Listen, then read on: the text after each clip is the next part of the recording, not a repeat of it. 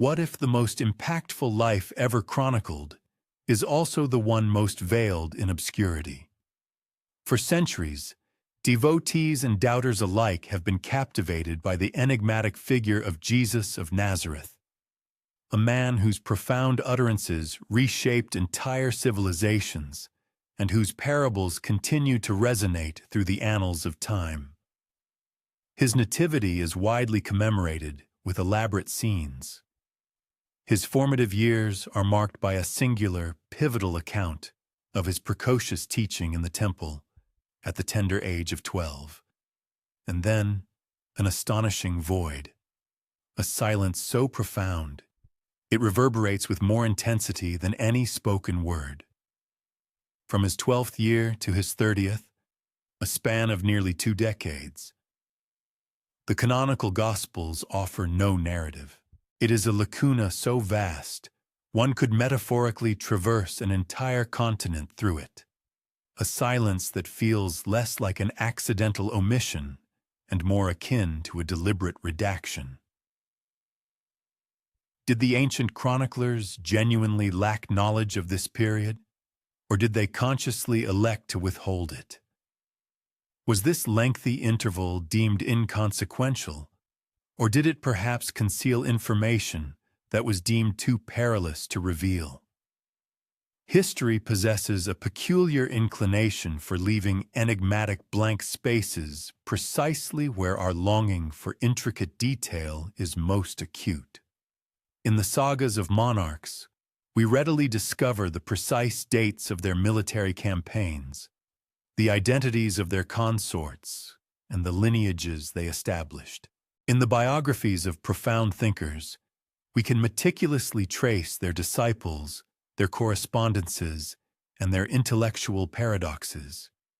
Yet here, at the very epicenter of the most profoundly influential narrative ever recounted, we encounter an astonishing chasm of absence.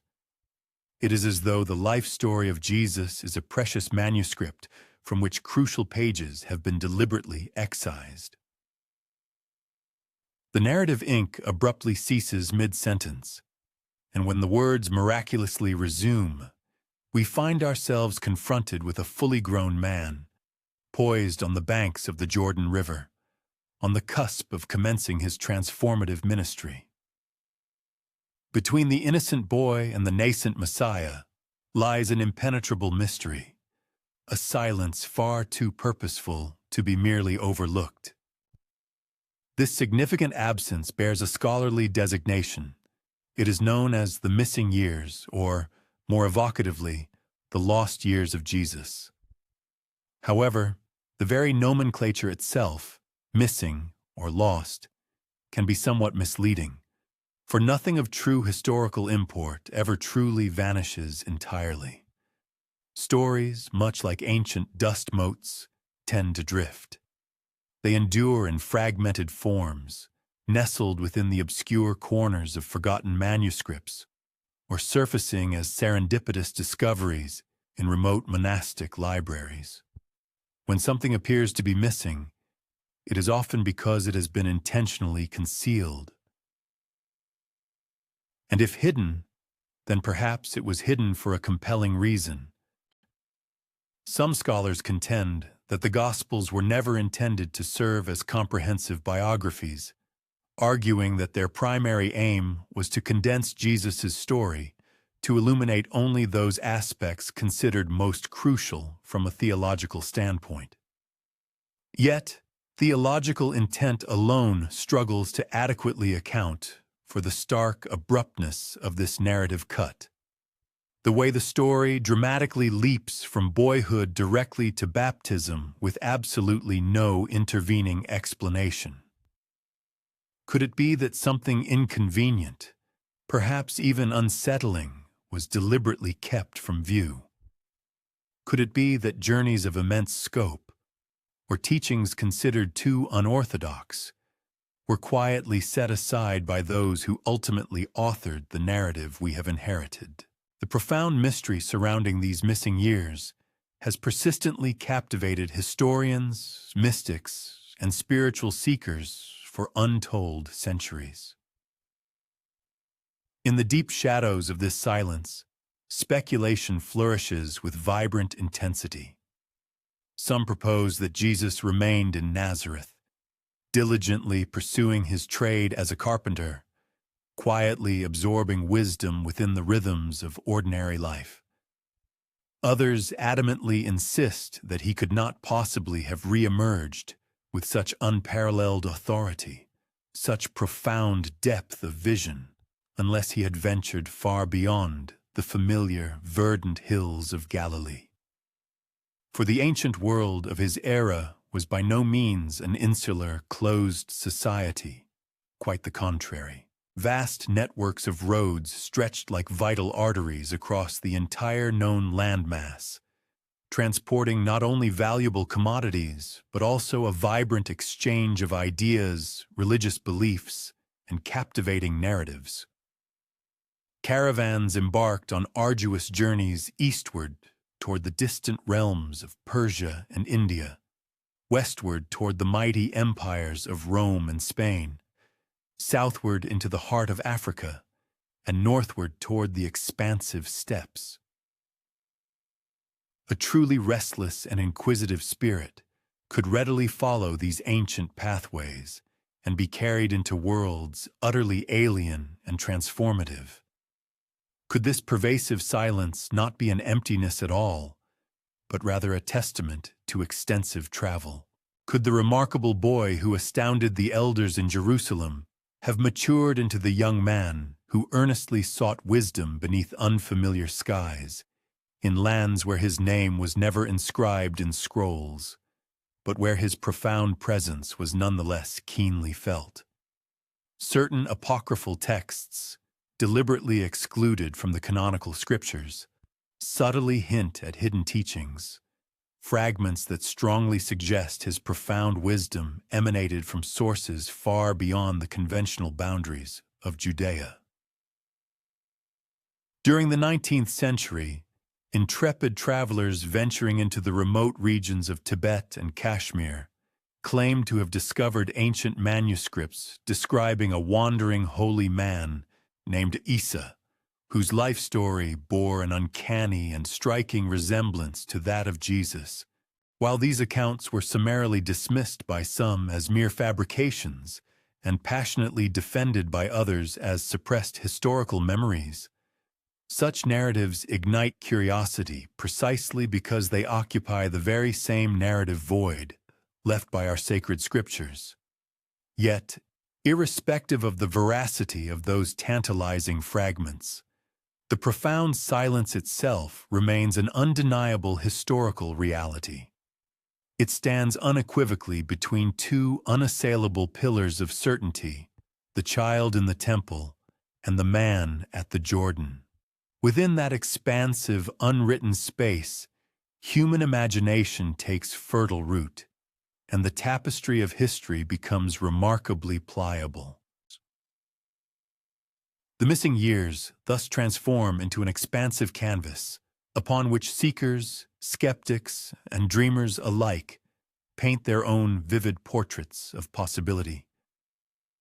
Could it be that this enduring silence is not a flaw in the historical record, but rather an intentional invitation, an opening deliberately left blank, so that each succeeding generation might ask anew, what profound experiences shaped the man who would ultimately reshape the entire world? Allow yourself to fully embrace that profound question now. For our collective journey of inquiry commences precisely here, not with the comfort of certainty, but with the allure of a void, a silence that hums with boundless possibility, a significant gap in the narrative that may yet conceal hidden pathways, forgotten scrolls, and deeply buried truths. Tonight, we shall embark on a quest to follow those tantalizing whispers into the vast unknown. Imagine holding a map unlike any geographical chart, a parchment where entire regions are conspicuously left blank, as if no hand dared to delineate their contours. This precisely describes how the Gospels treat the life of Jesus between his boyhood and his 30th year. They simply turn the page and leave the intervening space entirely empty. No roads are depicted, no names of towns are inscribed, no records of teachings are preserved, an utterly unwritten, uncharted map. But while Scripture seemingly averted its gaze from this period, history itself was vibrantly alive with ceaseless movement. In those very same years, the 1st century after Christ's birth, intricate trade routes crisscrossed the ancient world with astonishing vitality and breadth. From the bustling ports of the Mediterranean, caravans stretched eastward into the rich lands of Arabia, Persia, and India. From the fertile delta of Egypt, ships sailed down the Red Sea, navigated around the Horn of Africa, and ventured into the vast expanse of the Indian Ocean.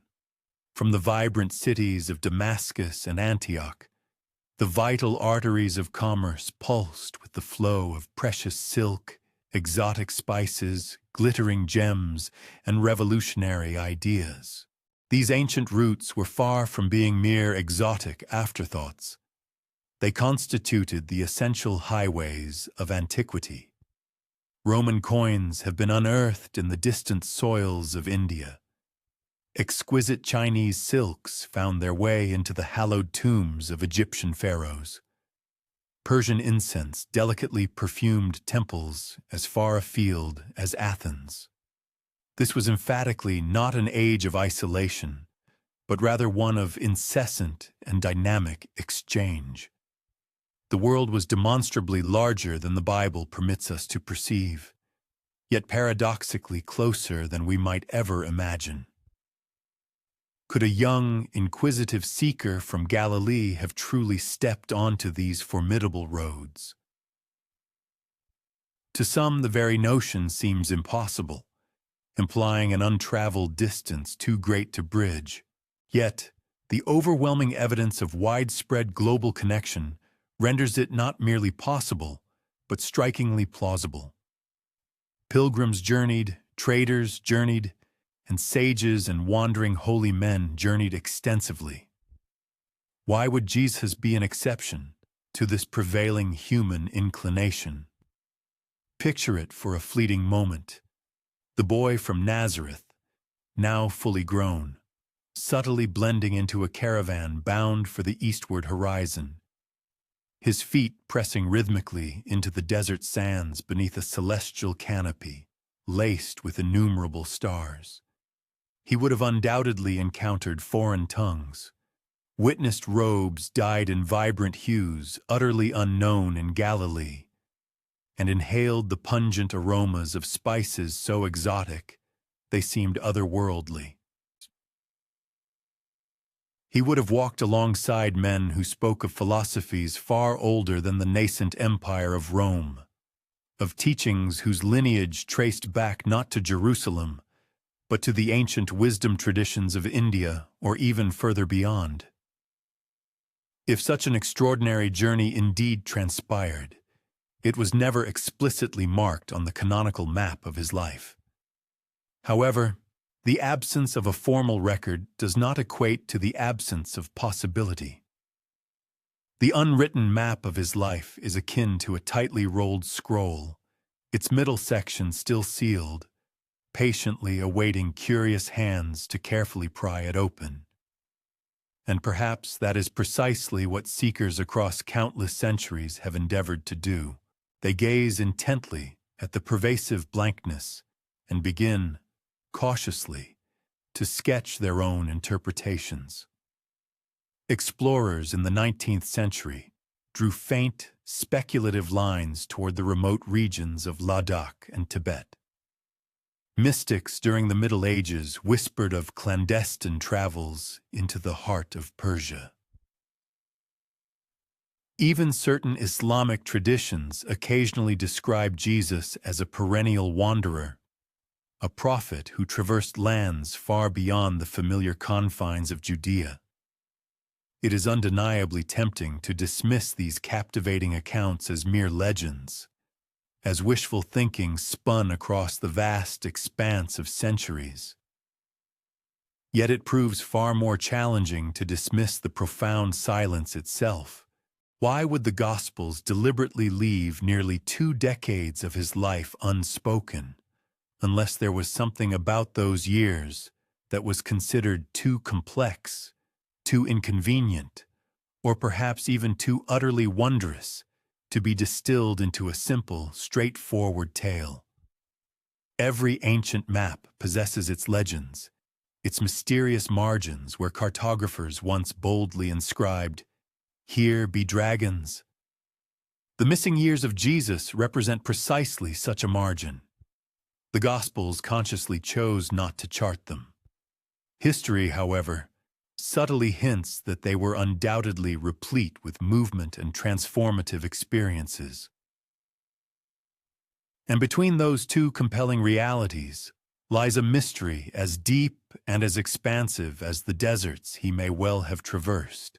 So tonight, as the candle flame flickers lower, imagine turning the map slowly in your hands, its edges crisp with age, its center tantalizingly blank.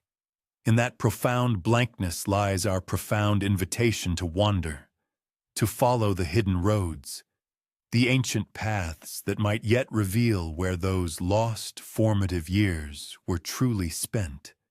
Galilee, to our modern collective imagination, often appears as a small, tranquil corner of the ancient world, a placid lake, a scattering of humble fishing villages, and a rural hillside where shepherds tended their flocks. But in the bustling first century, Galilee was far from isolated from the wider world.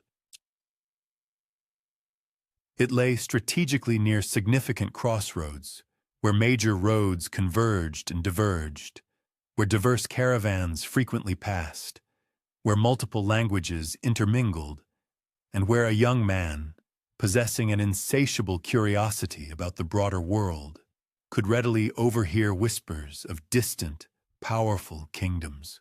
The Roman Empire, vast and relentlessly expanding, had transformed Judea into one of its numerous provinces. With this conquest came the construction of roads, those straight, meticulously paved ribbons of stone that efficiently bound the immense empire together.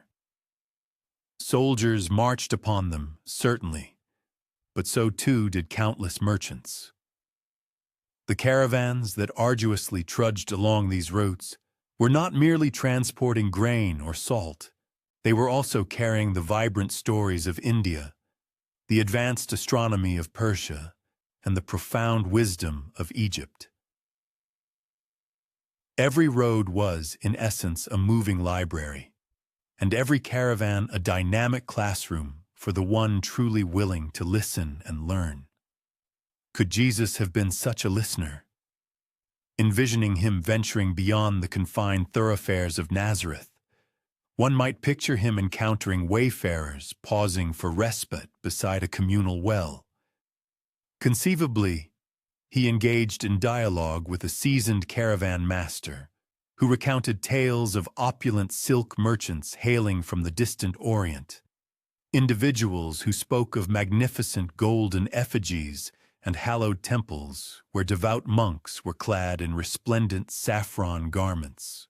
Perchance, he assimilated narratives concerning profound sages who expounded upon the virtues of compassion, the wisdom of detachment, and the profound path to inner tranquility.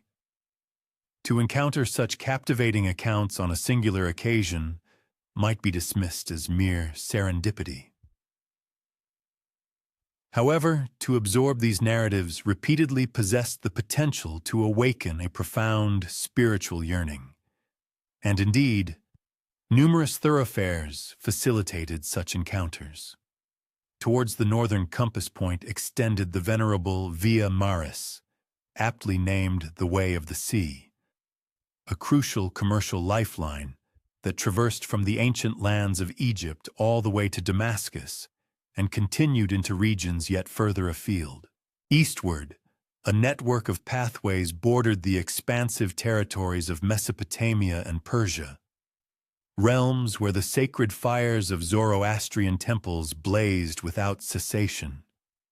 Southerly thoroughfares guided travelers into Egypt, a crucible of intellectual ferment where the profound tenets of Greek philosophy seamlessly intertwined with the esoteric depths of Jewish mysticism within the hallowed halls of Alexandria's libraries. And extending ever eastward into the most remote reaches lay the legendary Silk Road, an intricate tapestry of trails meandering through arid deserts, formidable mountains, and verdant oases, ultimately culminating in the distant empires of India and China. A compelling inclination exists to conceptualize Jesus as having remained exclusively within the confines of his native village until the pivotal moment of his baptism. Nevertheless, such an assumption of seclusion appears incongruous with the dynamic global environment he experienced.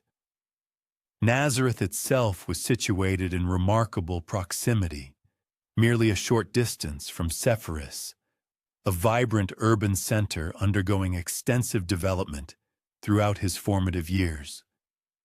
Certain academic researchers postulate that he might have been employed there as a skilled artisan, constructing residences for affluent benefactors. If this hypothesis holds true, he would have witnessed firsthand not only the ostentatious affluence fostered by Roman influence, but also the rich tapestry of diverse cultures it invariably drew. Coinage originating from remote territories, architectural designs reflecting both Greek and Eastern aesthetic sensibilities, and transient visitors articulating tales of locales far surpassing the comprehension of an average villager. Consequently, this entire panorama prompts a profound inquiry. What if Jesus did not merely chance upon these narratives by happenstance? What if instead, he actively pursued the implications embedded within them? The myriad pathways of the ancient world extended an undeniable allure, resembling portals left ajar, and the conspicuous absence of detailed accounts in the Gospels permits ample space for the conjecture that he indeed ventured forth. For the individual who would, in due course, eloquently articulate lessons from the simple lilies adorning the fields and the diminutive sparrows beneath the vast expanse of heaven, also appeared to possess an intimate understanding of the profound undercurrents of human anguish and the pursuit of spiritual emancipation. His renowned parables, though fundamentally grounded in indigenous Galilean imagery, frequently exhibit a profound universality that transcends the geographical confines of his homeland. Might such an expansive resonance have been fostered and enriched by expeditions into regions where venerable wisdom traditions had flourished and evolved over countless centuries. The extensive network of thoroughfares extending beyond Galilee constituted far more than mere conduits for commercial exchange.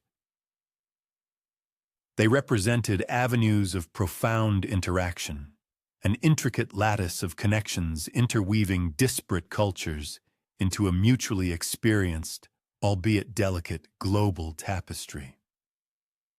To traverse these routes was to transcend not only geographical expanses, but also the conceptual frontiers of intellect and the spiritual dimensions of existence. Therefore, as we contemplate and dwell upon this intriguing conjecture, the conventional perception of Galilee undergoes a significant alteration. It ceases to appear as a remote hamlet ossified in its devoutness, transforming instead into a pivotal gateway. Through this very portal, it is conceivable that a youthful individual embarked, whose subsequent silence would eventually reverberate as profound instruction. A man who might have journeyed extensively before making his return to the sacred waters of the Jordan. The expansive road beyond Galilee was unequivocally present, accessible, expectant, and vibrant with the murmurs of narratives emanating from the Orient. Regardless of whether he physically traversed it, the scriptural reticence of the Gospels compels us to engage in thoughtful speculation, and within that very act of contemplation, the profound journey itself commences its unfolding. Nazareth, a modest community nestled upon the verdant hills of Galilee, frequently strikes contemporary observers as an isolated and distinctly provincial locale. Yet, superficial impressions can be profoundly misleading. During the transformative era of the first century, Nazareth was situated in far greater proximity to the world's principal thoroughfares than one might initially surmise. Merely a brief excursion distant lay Sepphoris, a flourishing metropolitan hub where pivotal Roman roads converged, and where the bustling marketplaces resonated with the polyglot symphony of Greek, Aramaic, Latin, and even Persian tongues. For the offspring of a craftsman, such advantageous geographical positioning presented a wealth of potential. Merchants, devout pilgrims, and erudite scholars were perpetually in transit across the vibrant expanse of the Levant. From the illustrious city of Alexandria in Egypt to the significant metropolis of Antioch in Syria, the intricate network of routes vibrated with incessant interchange. These were by no means obscured trails, but rather extensively utilized highways where long lines of caravans, laden with precious silk, aromatic frankincense, gleaming ivory, and exquisite jewels, progressed through various settlements as if navigating a series of stepping stones towards far-off vistas. Should a young man feel compelled to embark upon such a journey, he would assuredly not have found himself in solitude. The Silk Road, that fabled connective tissue intertwining the civilizations of the Orient and the Occident, was already a vibrant reality for centuries preceding the advent of Jesus. It did not constitute a solitary thoroughfare, but rather an intricate labyrinthine network, pathways etched by camel trains across desolate deserts, formidable mountain passes leading into the heart of Persia, voyages undertaken by ships traversing the vast Indian Ocean, and land-based caravans where traders found repose, offered supplications, and exchanged narratives. This remarkable conduit served not merely as a channel for commodities, but profoundly as a vector for intellectual concepts, encompassing advancements in mathematics, the celestial observations of astronomy, the healing arts of medicine, and diverse philosophical tenets that journeyed alongside the merchants who conveyed them. Let us envision Jesus during his nascent 20s, imbued with a palpable restlessness, drawn inexorably towards a purpose transcending the familiar confines of his carpentry implements. Conceivably, he departed Nazareth and affiliated himself with a caravan journeying towards Damascus, its majestic camels rhythmically swaying beneath the substantial burden of exquisite Persian rugs and aromatic Indian spices. Perhaps he attentively absorbed the conversations of merchants who recounted tales of venerable sages in India, men who imparted lessons of profound compassion, or of enigmatic mystics in Persia who discoursed upon the perpetual flame, or of dedicated spiritual seekers in Tibet who pursued enlightenment through rigorous meditation. The very essence of the road, in this context, was not merely a thoroughfare for mercantile exchange, but a profound pathway to personal metamorphosis. Is it truly conceivable that the young man from Galilee could have traversed sufficient distances to arrive in these far-flung territories? Detractors swiftly contend that the geographical spans were excessively vast, and the inherent perils too formidable. Yet, an innumerable multitude of individuals successfully accomplished precisely such expeditions. Merchants, devout pilgrims, and spiritual aspirants routinely traversed thousands of miles. Archaeological discoveries of Roman coinage unearthed in India unequivocally demonstrated the extensive reach of Mediterranean wayfarers. Furthermore, the presence of Buddhist statuary discovered in Alexandria serves as compelling evidence that Eastern philosophical tenets had already permeated the Western world. The Silk Road was not a mythical construct. It was an undeniable, tangible reality of the ancient global landscape. And once again, the lacunae within the gospel narratives permit ample scope for this intriguing possibility. Could Jesus potentially have pursued the eastward route into territories where spiritual legacies had been developing and refining for many centuries prior? Certain subsequent oral histories originating in Kashmir and Ladakh subtly suggest that he did indeed undertake such travels. These narratives recount the presence of an itinerant foreign instructor, a benevolent healer known as Isa, who circulated among the indigent populations, disseminating precepts of benevolence, modesty, and a repudiation of material affluence. Their ancient manuscripts, assuming their veracity, depict peregrinations that bear an uncanny resemblance to the events subsequently chronicled within the canonical Gospels.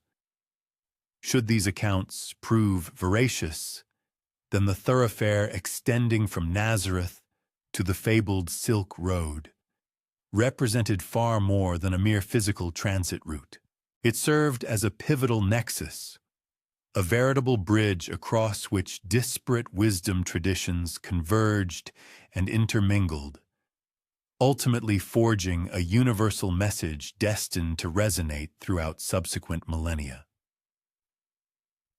And even if these compelling narratives are ultimately relegated to the realm of mere folklore, the sheer conceptual potential itself compels us to reevaluate Nazareth, perceiving it not as a terminus, but rather as a profound genesis. From this compelling vantage point, the modest village itself metamorphoses into a significant threshold. From its elevated hills, an individual could gaze expansively outward, towards Damascus, towards the ancient kingdom of Persia, towards the vast subcontinent of India, and indeed far beyond. The conspicuous reticence of the Gospels thus appears less like an empty chasm and more akin to a portal deliberately left ajar. And it is conceivable that Jesus, driven by an inherent restlessness and an unyielding quest for understanding, stepped through that very doorway into the broader global arena, embarking upon a journey from Nazareth towards the legendary Silk Road. This potential odyssey, though conspicuously absent from the canonical Gospels, might well have been safeguarded within faint whispers borne eastward, concealed within ancient scrolls, and indelibly imprinted into the collective recollections of remote civilizations that cherished the memory of an itinerant spiritual instructor, whose origins were situated far to the Occident, at a considerable remove from the familiar landscapes of Galilee, high amidst the precipitous pathways of the majestic Himalayas and ensconced deep within venerable monasteries where the fragrant smoke of incense continues to waft through the ancient rafters. Age-old chronicles discreetly recount tales of a profound sage originating from the Western world. They consistently refer to him as Isa. His appellation reverberates subtly, akin to the resonant chime of a distant bell, carrying an acoustic quality that is simultaneously recognizable and yet profoundly enigmatic. During the concluding decades of the 19th century, a distinguished Russian explorer, Nicholas Notovich, asserted that he had unearthed these specific historical records within a secluded Tibetan monastery situated in Ladakh. He detailed manuscripts that portrayed the youthful Isa journeying towards the east, diligently immersing himself in the venerable sacred texts of the Vedas, acquiring profound knowledge from the esteemed priests of India, and imparting lessons of heartfelt compassion to the marginalized. These narratives consistently depict an enigmatic foreign instructor who vehemently condemned the rigid societal stratification of caste, who steadfastly championed the cause of the impoverished, and who provoked the ire of the Brahmins by audaciously challenging their established ecclesiastical power. Critical observers were swift to repudiate Notovich's assertions. They leveled accusations against him, alleging outright fabrication and the skillful construction of fictional narratives from mere whispers of hearsay. Nevertheless, his compelling account steadfastly refused to fade into obscurity. Subsequently, other intrepid travelers independently reported encountering comparable narratives regarding Isa among the esteemed lamas of Tibet. Even though the specific particulars of these various accounts might have diverged, the fundamental essence persisted: the enduring memory of a significant figure originating from the Western world, who traversed the ancient pathways of India and bequeathed a legacy of teachings that harmonized profoundly with both Hindu and Buddhist spiritual philosophies. Is it genuinely plausible that these ancient documents safeguard a genuine recollection of Jesus during his unchronicled years?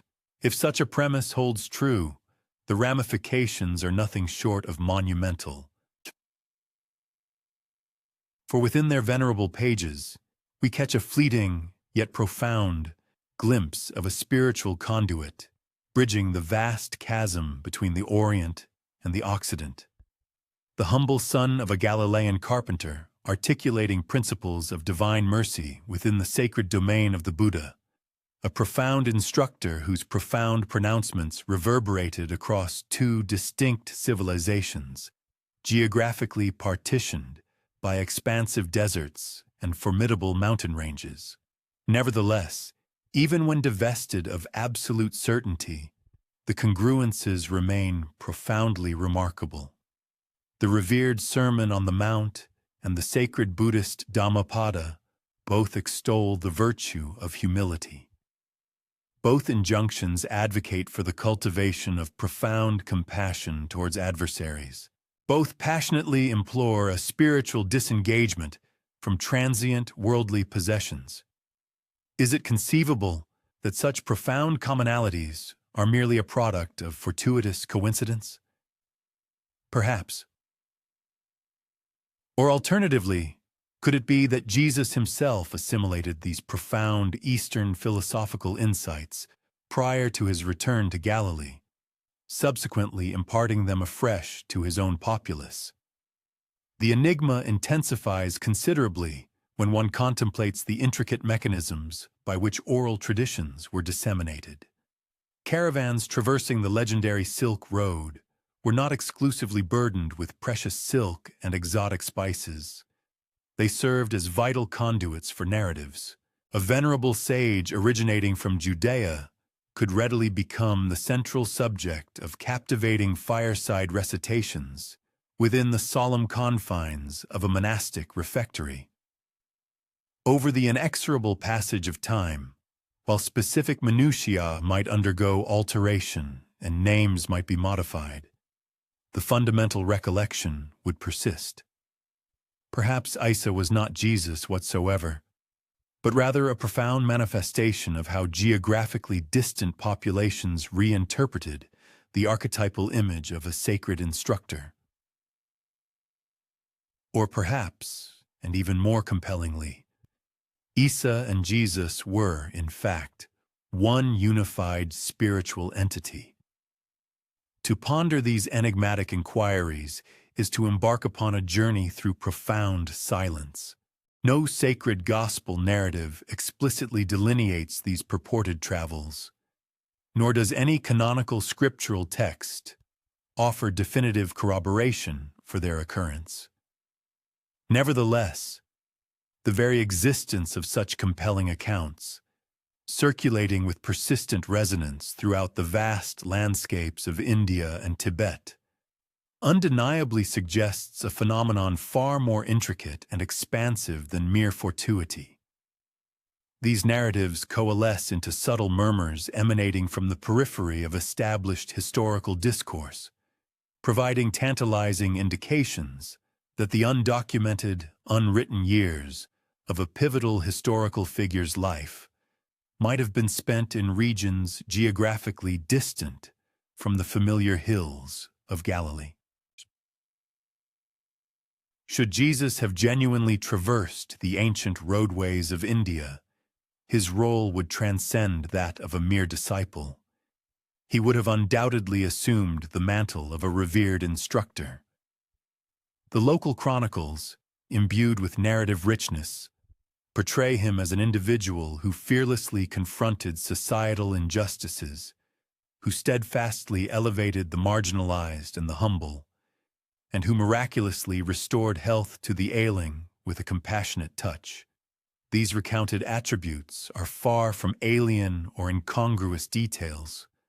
Rather, they resonate as profound echoes of the Gospels themselves, transposed and rearticulated within a distinct linguistic framework, a divergent cultural milieu, and an altogether different temporal context.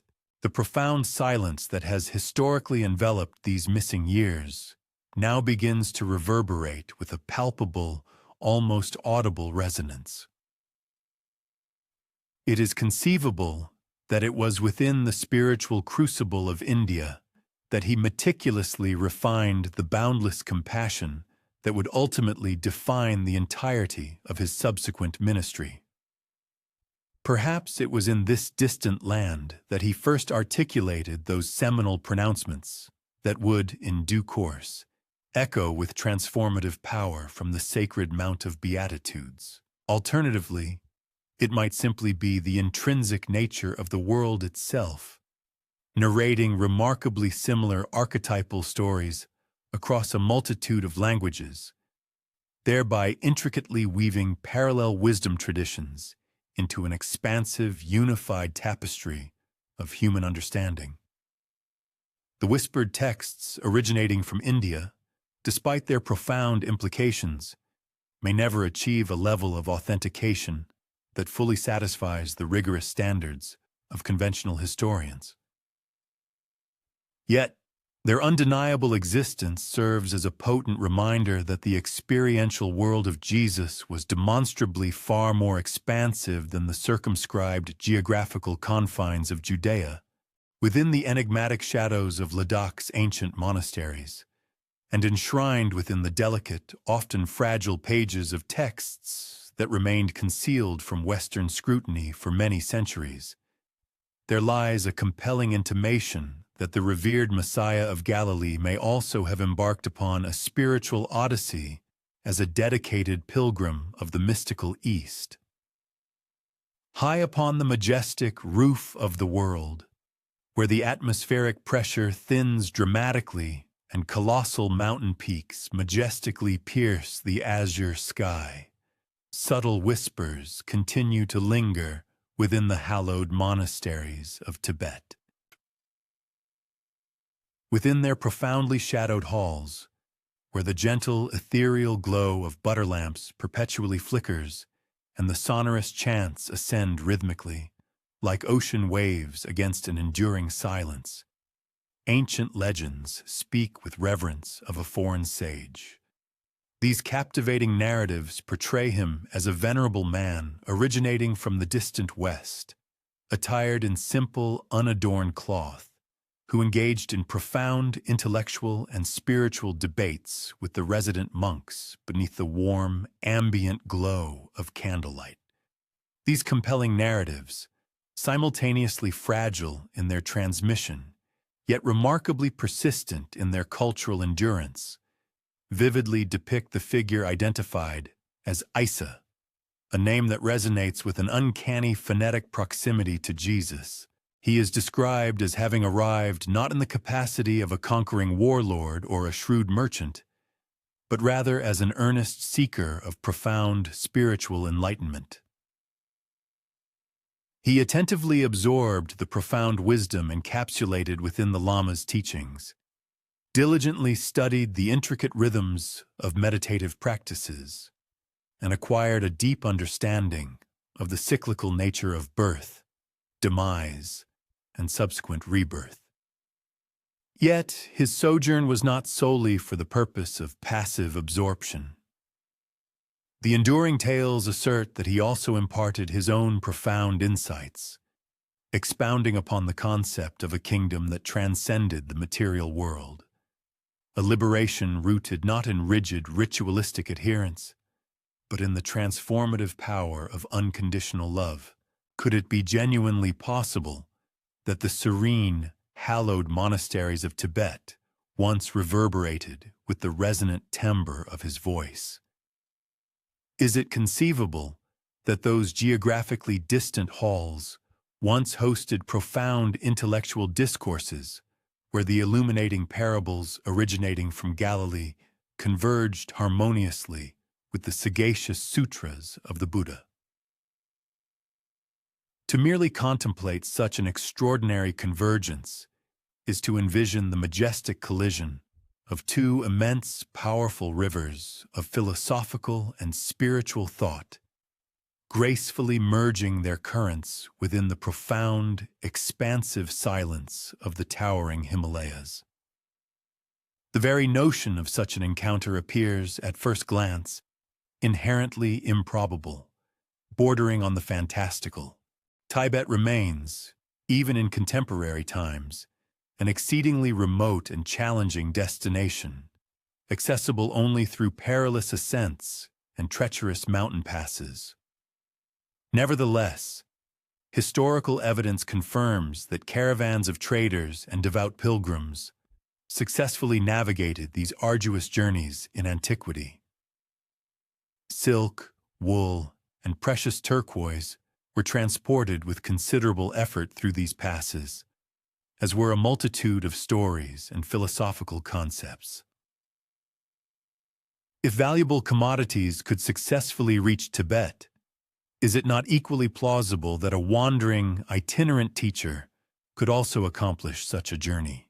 Certain Tibetan chronicles, irrespective of whether their veracity is entirely authentic or perhaps embellished through centuries of oral retelling, recount the presence of a figure who boldly challenged established hierarchies and rigid rituals, passionately advocating for boundless compassion above strict adherence to tradition.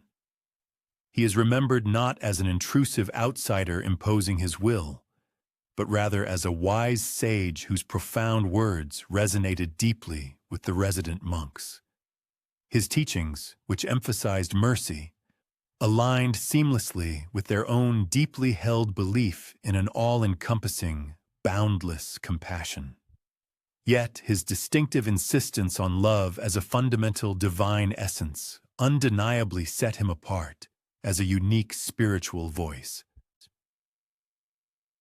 Skeptical scholars contend that these legends are merely the eventual product of missionary influence in later centuries, narratives reinterpreted and reshaped through the interpretive lens of subsequent Christian contact. However, other observers highlight the remarkable persistence of these stories in regions that have been scarcely, if at all, touched by Western religious traditions. If these accounts were indeed mere fabrications, why did they emerge and endure in such extraordinarily remote locales, tenaciously clinging to the oral traditions preserved within secluded monastic communities? Perhaps the profound truth lies embedded within the inherent mystery of spiritual and cultural transmission itself. The life and teachings of a revered spiritual instructor, once intricately woven into the rich fabric of narrative tradition, possess the inherent capacity to travel far beyond the physical distances his actual feet ever traversed. Nevertheless, the uncanny and striking parallels between these narratives and the established Gospels compellingly invite us to ponder a profound question. What if the voice that once eloquently preached in Galilee did in fact resonate through the Himalayan night? What if those revered monks, centuries prior to the arrival of Christian missionaries, meticulously preserved a faint yet discernible memory of a Western sage who journeyed eastward in pursuit of profound wisdom? The subtle echoes emanating from Tibet may never definitively yield absolute historical certainty. They persist as ethereal and soft as the gentle mountain winds, carrying words that bear an uncanny resemblance to fragments of sacred scripture. Yet they shift and dissipate like elusive mist when one attempts to grasp them with firm historical rigor. Nevertheless, they serve as a powerful reminder that the profound silence of the Gospels is far from an empty void. Across vast mountain ranges, expansive deserts, and countless ages, this silence reverberates with subtle whispers that are simply too persistent and profound to be entirely disregarded. Thus, as we contemplate these high monasteries and their enduring legends, we experience a palpable expansion of the overarching mystery. The undocumented missing years now stretch even further eastward, carried forward by rumor, collective memory, and the peculiar, enduring resilience of storytelling itself. It is conceivable that the sage known as Isa once sat cross-legged among the monks, his voice harmoniously mingling with their ancient chants. Or perhaps the story itself constitutes the echo, shaped not by the physical imprint of feet upon stone, but by humanity's universal and enduring longing to bridge the chasm between its greatest spiritual teachers. Far to the north of the Indian subcontinent, nestled exquisitely amidst towering mountains and life-giving rivers, lies the breathtaking valley of Kashmir. Renowned globally for its unparalleled natural beauty, it has historically served as a vibrant confluence of diverse cultures: Hindu, Buddhist, Persian, and in later epochs, Islamic. Yet among its whispered, enduring traditions, there persists another captivating tale, one that profoundly stretches the very boundaries of conventional imagination. The persistent memory of a wandering, itinerant teacher, a compassionate healer whose profound presence continues to subtly permeate the region. In the scattered villages and through the rich tapestry of oral legends, he is occasionally described as a man of foreign provenance, possessing a gentle and serene demeanor, who eloquently spoke of profound compassion and unconditional forgiveness. He miraculously healed the infirm with a simple touch, offered sagacious guidance to the impoverished, and amassed a devoted following not through material wealth or temporal power, but solely through his inherent kindness and boundless empathy. His name, transmitted through fragmented accounts, was said to closely resemble Isa.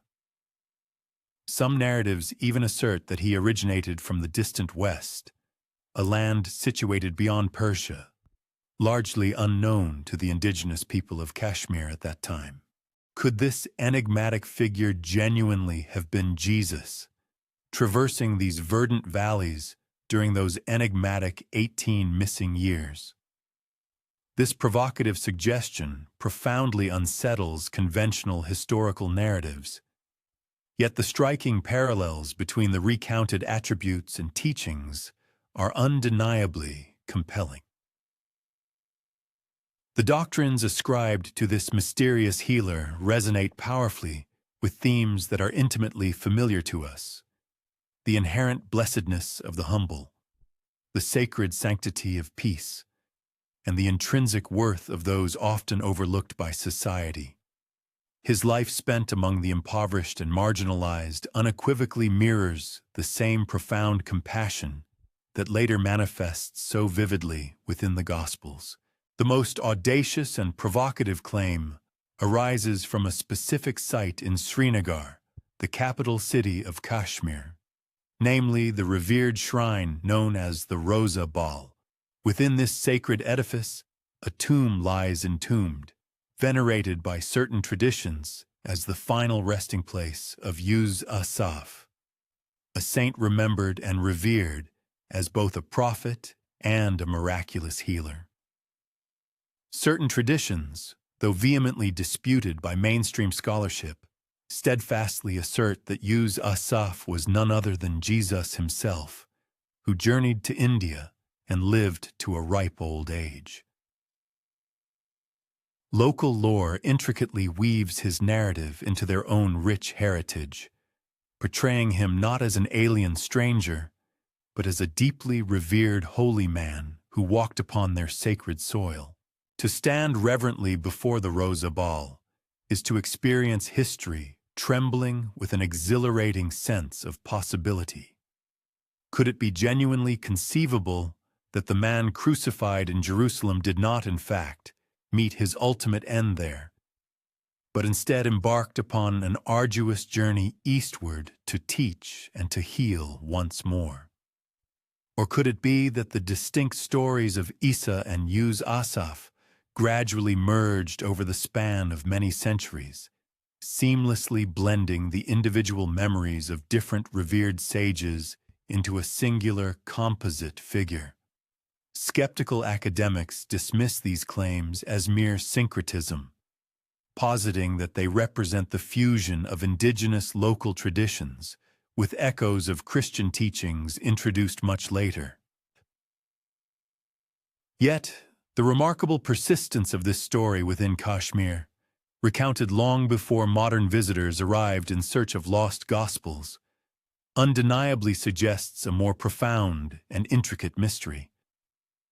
Oral traditions, after all, possess an inherent capacity to carry and transmit truths in ways that conventional historical methodologies often tend to overlook or undervalue. What remains most truly remarkable is not necessarily the absolute certainty of these assertions, but rather their profound and enduring resonance. The mere possibility that Jesus once traversed the picturesque valleys of Kashmir expands our collective imagination far beyond the confined historical framework of Judea. It compels us to envision a Messiah whose boundless compassion was not circumscribed by arbitrary geographical borders, whose sacred footsteps touched lands far beyond the expansive reach of the mighty Roman Empire.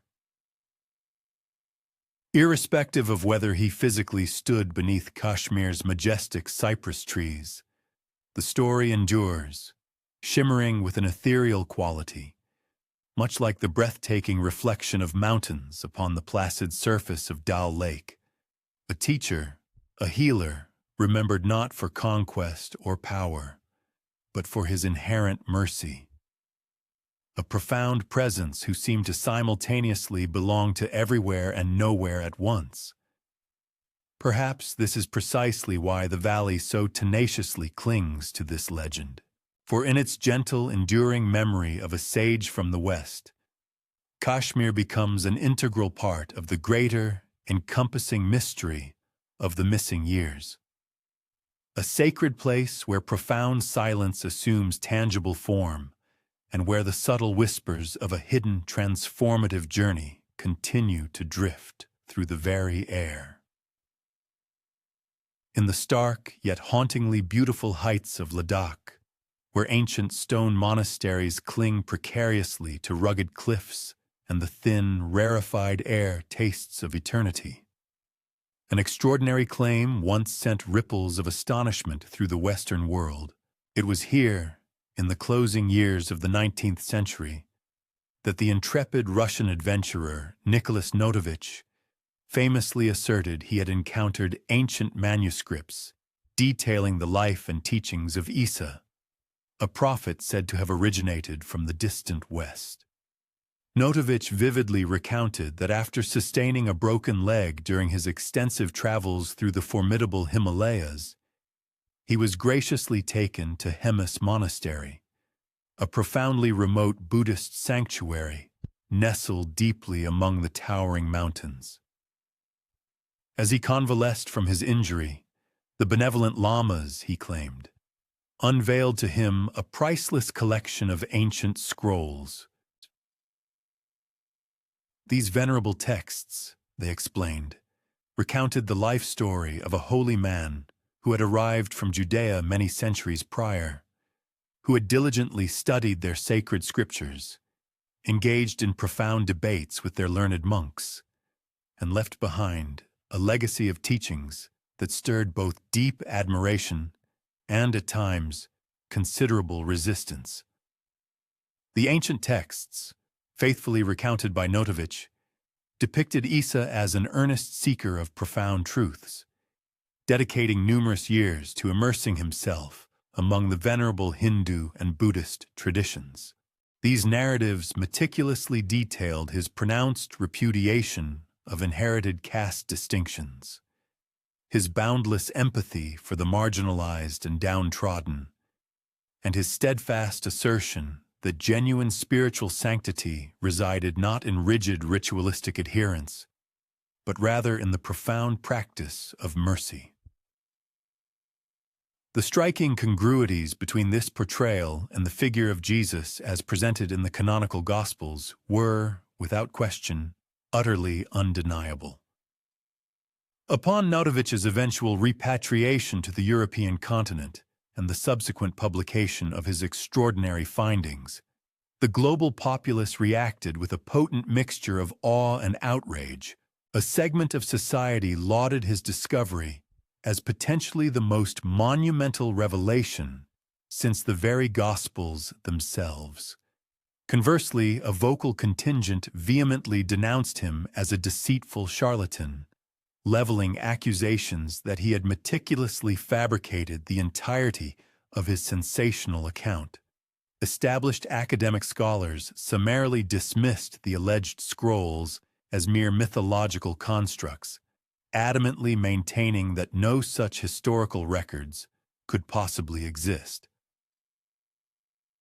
Yet, intriguingly, subsequent explorers journeying to the remote region of Ladakh later asserted that they had encountered strikingly similar oral traditions recounted by the venerable monks of the Hemis Monastery.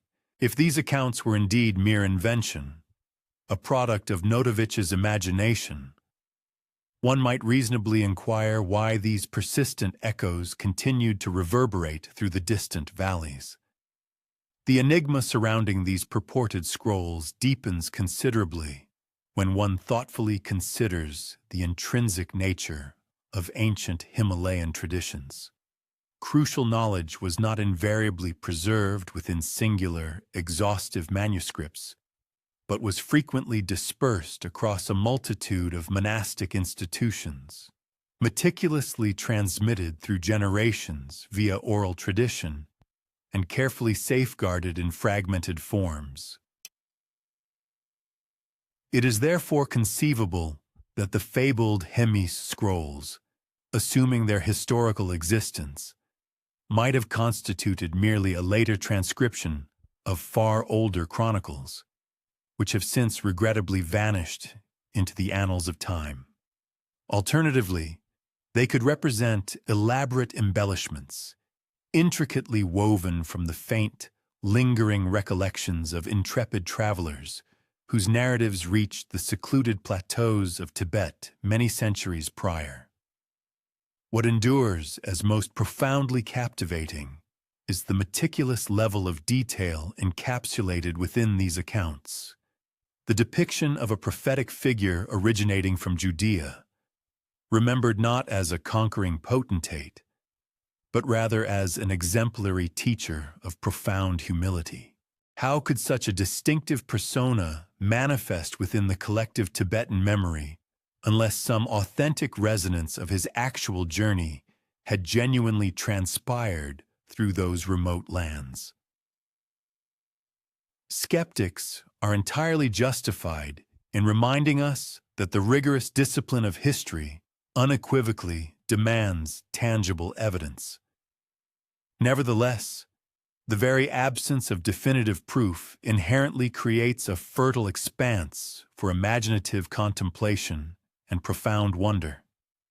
And within that expansive void, the compelling narrative of the lost scrolls has steadfastly endured, perpetually carried forward like a barely audible chant, resonating from the hallowed cloisters of Hemis.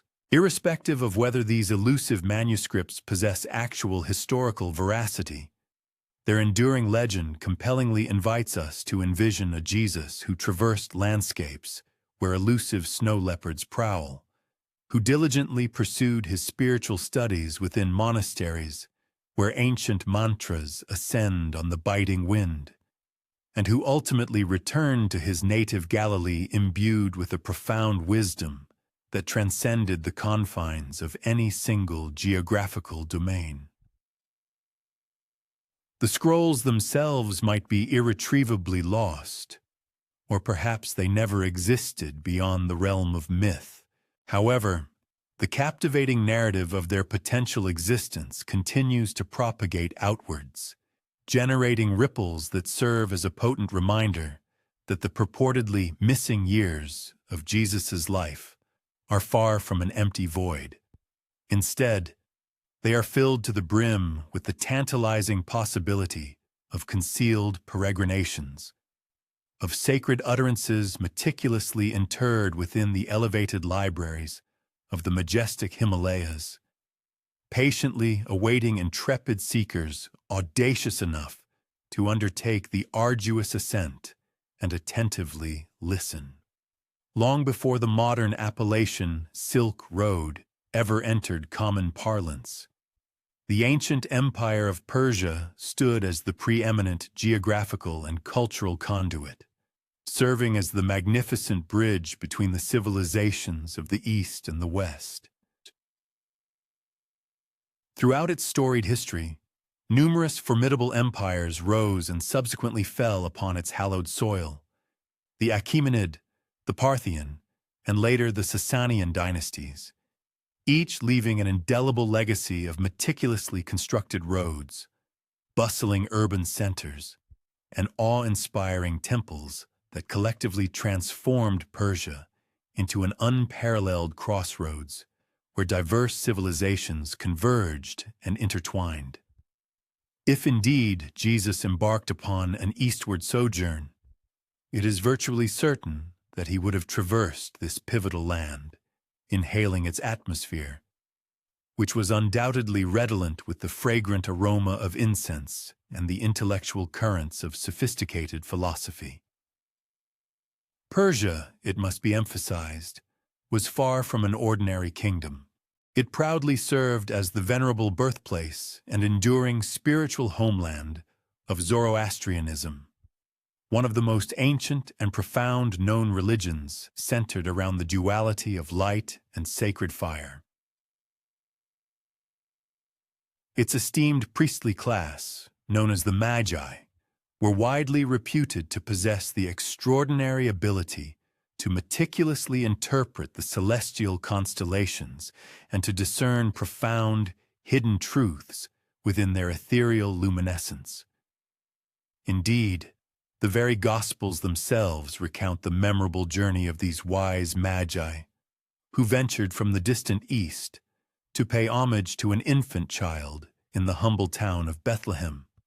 Could it be plausible, then, that many years later, a poignant reversal of that initial journey occurred, that Jesus himself traveled eastward, seeking out the very land from which his inaugural visitors had originally come?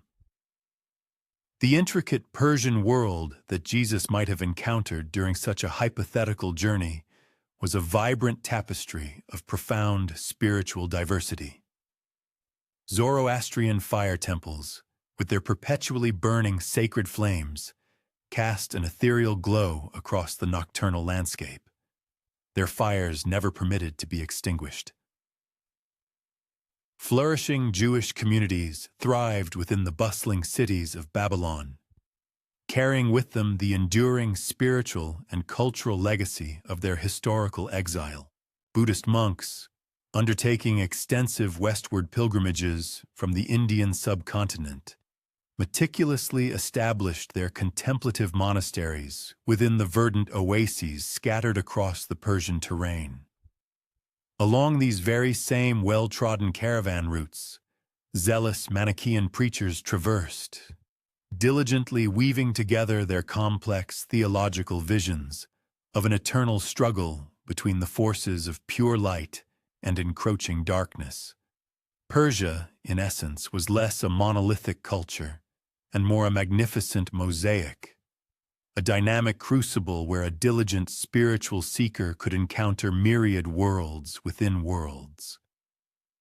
Could Jesus, then, have stood amidst the lineal descendants of the Magi, his ears attuned to the resonant hymns celebrating fire and the eternal cosmic struggle?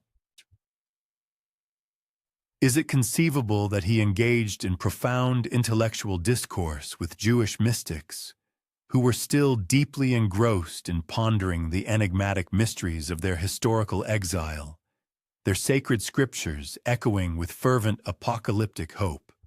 In Persia, the fundamental concept of duality, specifically the perpetual cosmic conflict between illuminating light and encroaching darkness, occupied a central position in their worldview.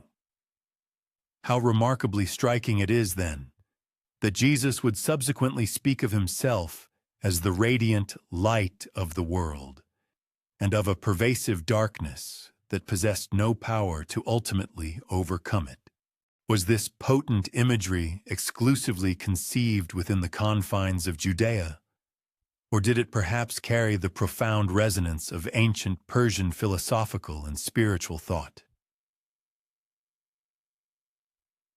Beyond the intricate realm of religion, Persia offered an unparalleled repository of advanced wisdom in the critical fields of medicine, intricate astronomy, and profound philosophy. The numerous caravanserais, serving as essential way stations for weary merchants and their caravans, were far more than mere places of temporary respite. They functioned as bustling crossroads of vibrant intellectual exchange and spirited conversation. A solitary traveler could, on one particular evening, find himself engaged in deep dialogue with a renowned Persian astronomer, then, on the subsequent night, converse with a contemplative Buddhist monk, and on the following day, exchange ideas with an erudite Jewish scholar. If Jesus indeed traversed these ancient roads, he would undoubtedly have encountered an extraordinarily rich and diverse tapestry of ideas, all intricately woven together beneath the vast, overarching expanse of the same desert sky. Some elusive traditions quietly whisper that he absorbed this multifaceted wisdom, not in the manner of a mere imitator, but rather as one who profoundly refined and ultimately transformed it. Perhaps the universally resonant tone of his later teachings, the pervasive sense that his profound message transcended all geographical and cultural boundaries, was meticulously shaped by these transformative encounters in distant lands where a multitude of faiths already harmoniously mingled. Skeptics will invariably point to the conspicuous silence of canonical scripture and declare with dismissive certainty, such speculative notions are nothing more than fanciful dreams. Yet the very presence of the Magi in the Nativity narrative serves as a powerful reminder that Persia already occupied a significant, albeit enigmatic place within the unfolding tapestry of Jesus' foundational story. If the venerable wise men could undertake such an arduous journey westward in their earnest search for a newborn child, why should it be deemed impossible that the grown man, Jesus, subsequently returned eastward to their ancestral homeland, seeking profound wisdom among their sacred, perpetually burning fires. The potential Persian connection lingers like a faint yet persistent thread, subtly woven into the intricate tapestry of the missing years. It does not conclusively prove anything, but it powerfully suggests a compelling possibility. It compellingly invites us to envision Jesus not as merely confined to the familiar environs of Nazareth, but as an intrepid spiritual voyager, journeying through distant lands where erudite star readers and profound sages engaged in spirited debates under the cloak of night. Perhaps his scriptural silence was not an indication of passive stillness, but rather the hushed reverence of footsteps, purposefully carried eastward toward the illuminating flames of Persia. When one meticulously juxtaposes the profound teachings attributed to Jesus with the equally profound teachings of the Buddha, the resulting echoes can be extraordinarily startling. Despite being separated by significant chronological spans and vast geographical distances, their articulated words frequently appear to articulate the very same fundamental language of boundless compassion, profound humility, and spiritual liberation. A segment of academic scholars tends to dismiss these striking commonalities as mere coincidental occurrences. Others, however, displaying a more daring intellectual curiosity, boldly suggest a direct influence, the intriguing hypothesis that during his missing years, Jesus may have directly encountered Buddhist philosophy, subsequently carrying its profound wisdom back to Galilee in ways that subtly, yet significantly, reshaped the core tenets of his message. Consider, for instance, the Beatitudes, those transformative pronouncements delivered on a hillside overlooking the tranquil Sea of Galilee. Blessed are the meek. Blessed are the merciful. Blessed are the peacemakers. Now, place these alongside verses drawn from the ancient Dhammapada, where the Buddha unequivocally declares, "Hatred is never appeased by hatred. Conquer anger with love, evil with good, the greedy with generosity." Both venerable traditions demonstrably exalt the humble in spirit. Both consistently uplift the suffering and downtrodden. Both unequivocally call for the profound transformation of destructive violence into boundless compassion. How remarkably curious, then, that these profound parallels manifest across such immense distances and cultural divides. Could it possibly be that they reveal a universal, intrinsic truth, independently discovered and articulated in vastly different geographical and historical contexts? Or could they, perhaps, point to something more profound, an actual exchange of ideas, a direct transmission carried along the ancient, well-traveled trade routes that effectively linked the Mediterranean world to the distant subcontinent of India? By the advent of the 1st century CE, the philosophical and spiritual tenets of Buddhism had already propagated far beyond its original birthplace.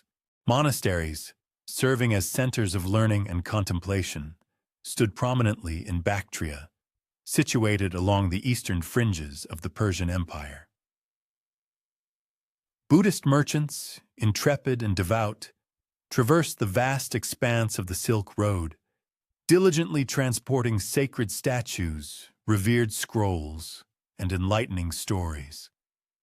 Their profound ideas disseminated not only eastward, towards the burgeoning civilizations of China, but also westward, reaching the very peripheries of the formidable Roman world. It is not at all difficult to vividly imagine a spiritual seeker, such as Jesus, encountering these transformative teachings within the bustling caravanserais, those vital resting points where weary merchants paused and profound sages engaged in spirited, intellectual debates.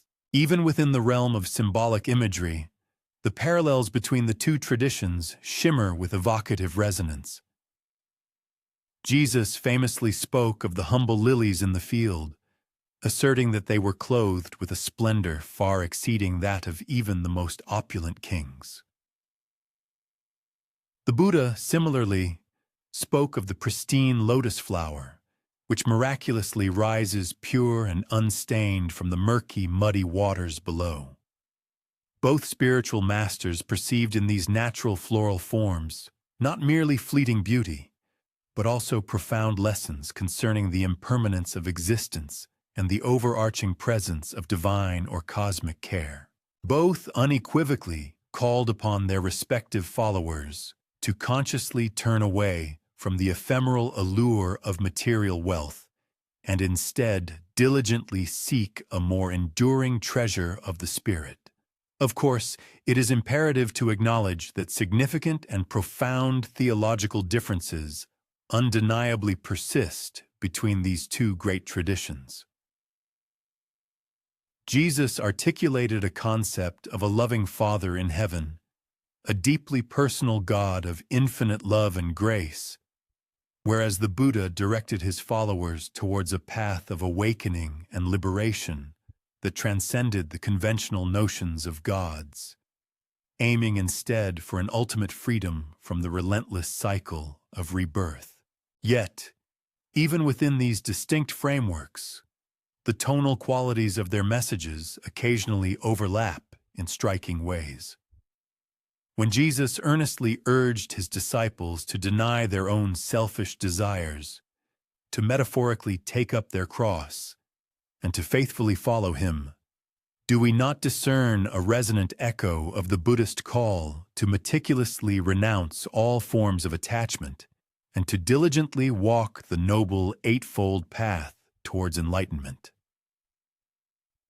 Skeptics frequently contend that the observed similarities are simply the natural outcome of convergent human thought, arguing that human beings, when confronted with the universal experience of suffering, will inevitably arrive at broadly similar existential answers. However, for those captivated by the enigmatic missing years of Jesus' life, the compelling possibility of direct influence is utterly irresistible. If Jesus indeed journeyed eastward, if he sat among the contemplative monks in ancient India or the secluded monasteries of Tibet, then these profound parallels may transcend mere coincidence. They may, in fact, represent tangible traces of teachings meticulously absorbed, profoundly transformed, and ultimately carried back to his homeland.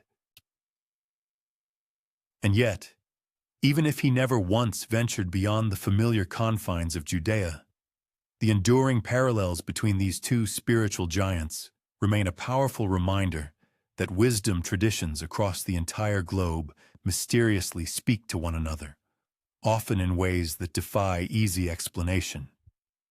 They powerfully demonstrate to us that profound compassion, genuine humility, and boundless mercy are not exclusively confined to any single faith or cultural framework, but rather spontaneously emerge wherever the human heart ardently yearns for ultimate liberation. Thus, as we meticulously trace the faint, almost imperceptible lines connecting the shores of Galilee to the distant lands of the Buddha, we are left not with an absolute certainty, but rather with an abiding sense of profound wonder. Perhaps the missing years were indeed years dedicated to attentive listening, to arduous learning from venerable distant teachers. Or perhaps they are simply undeniable proof that fundamental truth, much like a powerful river, spontaneously springs forth in myriad places simultaneously. Either way, the profound parallels steadfastly remain, shimmering like ethereal reflections across tranquil waters, perpetually reminding us that the enduring mystery of Jesus may be far more expansive and profound than we have ever dared to imagine. Within the revered Buddhist spiritual heritage, an exalted being is revered, known as the Bodhisattva. This remarkable individual actively pursues enlightenment, not for the solitary attainment of personal transcendence or an escape from worldly suffering, but rather with the profound and unwavering aspiration for the ultimate liberation and salvation of all sentient creatures. In stark contrast to those who might quietly recede into the serene embrace of nirvana, the Bodhisattva consciously chooses to remain present in the terrestrial realm, steadfastly prioritizing boundless compassion over individual liberation, electing to dwell amidst the afflicted until every living being has finally discovered release from their burdens. When one thoughtfully juxtaposes this sacred image with the iconic figure of Jesus of Nazareth, the profound resemblances begin to shine with an almost incandescent clarity. Here stands a remarkable spiritual mentor who consistently brought solace to the ailing, extended comfort to the impoverished and marginalized, and ultimately offered his very life, not for any personal gain or self-preservation, but as a supreme sacrifice for the profound benefit of the entire world. He was a man endowed with the potential to seize temporal power and dominion, yet he deliberately chose to traverse the arduous path of self-abnegation and sacrifice. His boundless empathy and profound compassion extended even to those who orchestrated his execution, as he uttered words of forgiveness with his final fading breath.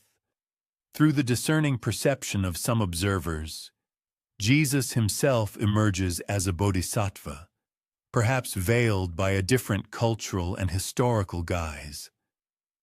Could such an uncanny resemblance be merely an incidental occurrence, a mere twist of fate? Or might it subtly suggest a more profound and intricate spiritual connection, possibly cultivated during unrecorded years spent in the company of venerable Buddhist teachers who could have initially instilled within him the profound vision of selfless compassion? To envision Jesus absorbing the sublime bodhisattva ideal during extensive journeys across the ancient lands of India or the secluded valleys of Tibet is to imagine him returning to his native Galilee imbued with a revolutionary vision of salvation, one not rigidly confined by the intricate strictures of ritualistic law, but rather offered expansively and unconditionally to all humanity. The Bodhisattva, it must be acknowledged, was not an entirely alien concept. Indeed, this archetype was a remarkably familiar spiritual figure across vast regions. In the centuries preceding the advent of Jesus, a rich tapestry of Buddhist textual traditions had already embarked on journeys, traveling significant distances westward, carried by merchants and pilgrims. These intrepid travelers recounted captivating narratives of Avalokiteshvara, the embodiment of compassionate salvation, and Maitreya, the eagerly anticipated future Buddha destined to renew and transform the world. Is it conceivable that faint echoes of these revered figures reached the receptive ears of a young, earnest spiritual seeker, subtly yet profoundly shaping the very contours of his nascent destiny? Yet, an alternative, equally compelling possibility presents itself for contemplation. Perhaps the striking similarity between these two spiritual titans arises not from direct historical influence or cultural transmission, but rather from a spontaneous, profound convergence of human spiritual insight.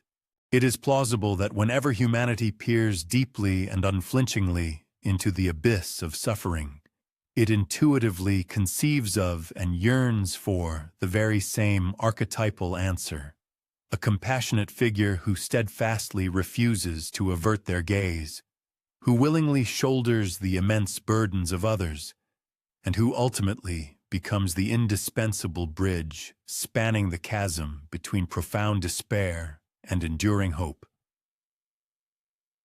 If this indeed holds true, then the remarkable affinity between Jesus and the Bodhisattva might unveil a truth far grander and more fundamental than mere historical contingency.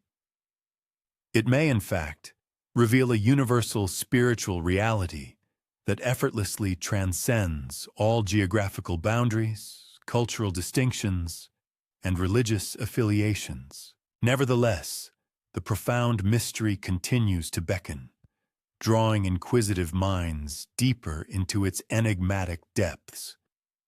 Certain apocryphal texts, existing outside the traditionally accepted biblical canon, describe Jesus using language that resonates with an astonishing closeness to ancient Eastern philosophical and spiritual thought.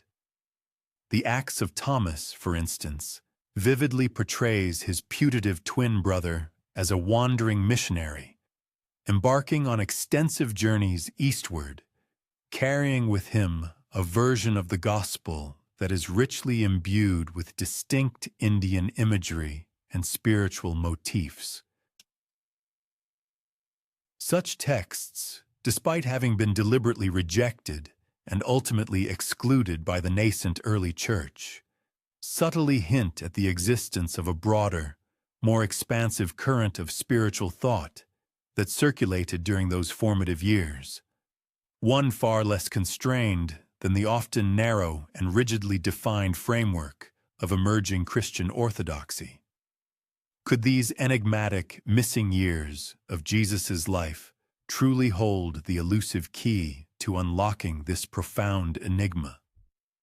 Could they represent the crucial temporal and experiential space where a humble Galilean teacher genuinely encountered the transformative bodhisattva path and, in a profound act of spiritual alchemy, carried it back, beautifully transmuted, into the very core of his own burgeoning ministry?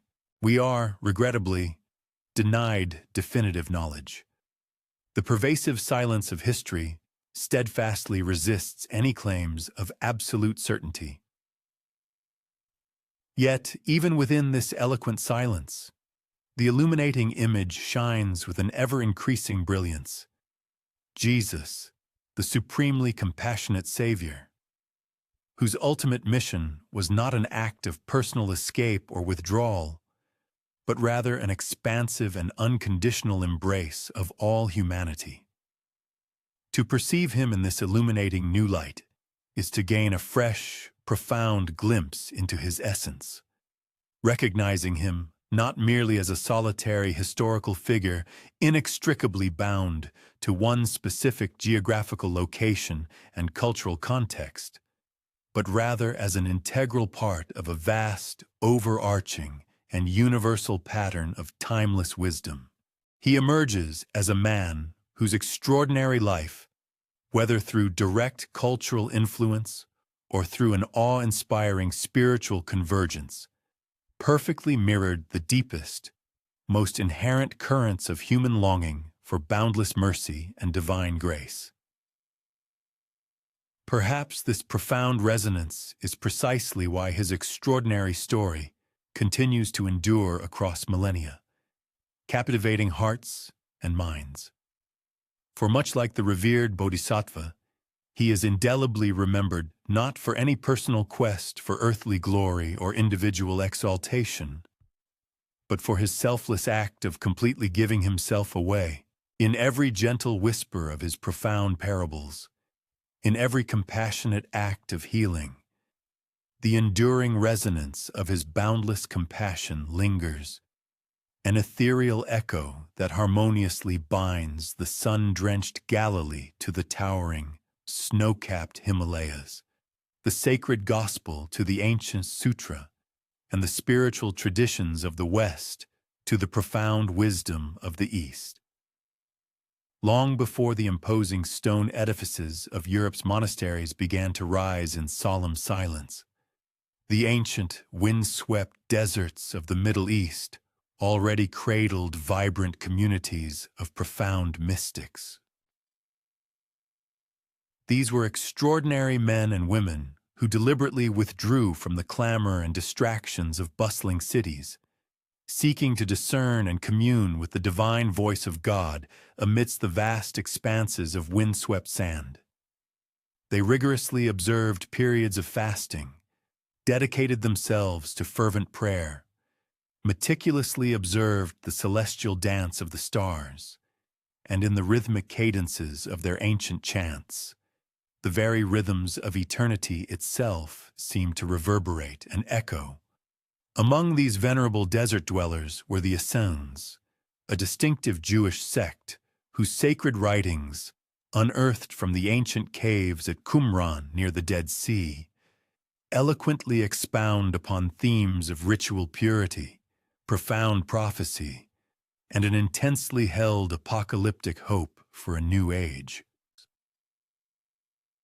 They adopted a remarkably austere lifestyle, donning simple garments, subsisting on plain, unadorned meals, and patiently awaiting the arrival of a prophesied teacher of righteousness, who, they believed, would ultimately guide them into a glorious age of divine light. Could Jesus, during those enigmatic, unrecorded years of his youth, have walked among these devout individuals? Could the profound silence and rigorous spiritual discipline of their desert existence have profoundly shaped his evolving vision of the kingdom yet to come? Yet, beyond the confines of the Essene communities, the vast and ancient desert stretched even further, revealing a broader tapestry of spiritual seeking. In the fertile lands of Egypt, dedicated ascetics gathered near the life-giving waters of the Nile, diligently practicing spiritual disciplines that would, centuries later, profoundly inspire the very foundations of Christian monasticism. In the distant realms of Persia and Arabia, wandering sages, revered for their wisdom, spoke passionately of vivid divine visions and recited ancient hymns that eloquently exalted the concept of ultimate unity with the divine. Across the shifting sands of these ancient trade routes, a vibrant procession of traders, poets, and mystics journeyed, their diverse songs and spiritual insights blending seamlessly into an otherworldly, harmonious chorus of shared human longing. If Jesus indeed embarked on journeys eastward, he would undoubtedly have encountered not only the bustling dynamism of vibrant markets and the opulent splendor of royal courts, but also these solitary, dedicated seekers of spiritual truth. One might vividly imagine him pausing in a secluded desert monastery, his ears attuned to the hushed prayers whispered against the relentless howl of the wind. Perhaps he heard sacred verses that resonated deeply within his own heart, ancient songs celebrating the triumph of illuminating light over encroaching darkness, or the ultimate victory of boundless mercy over stern judgment. Centuries later, the illustrious Sufi poets of the Islamic world would compose and sing in melodic tones that possess an almost eerily familiar resonance. Wherever you turn, there is the face of God, eloquently penned the revered mystic Rumi, encapsulating a profound truth. Could it be that such deeply spiritual and mystical cadences drew their very essence from the same ancient wellspring of divine wisdom that Jesus himself might have encountered in the vast, silent deserts of the East? Or is it perhaps a testament to the idea that all genuine mystics, when they gaze intently into the same profound silence of existence, invariably describe the same ubiquitous divine presence, albeit through the diverse and nuanced languages of their respective traditions? The canonical Gospels recount that prior to the commencement of his public ministry, Jesus deliberately retreated into the untamed wilderness for a period of 40 days. Was this solitary sojourn merely a rigorous trial of personal solitude and spiritual endurance?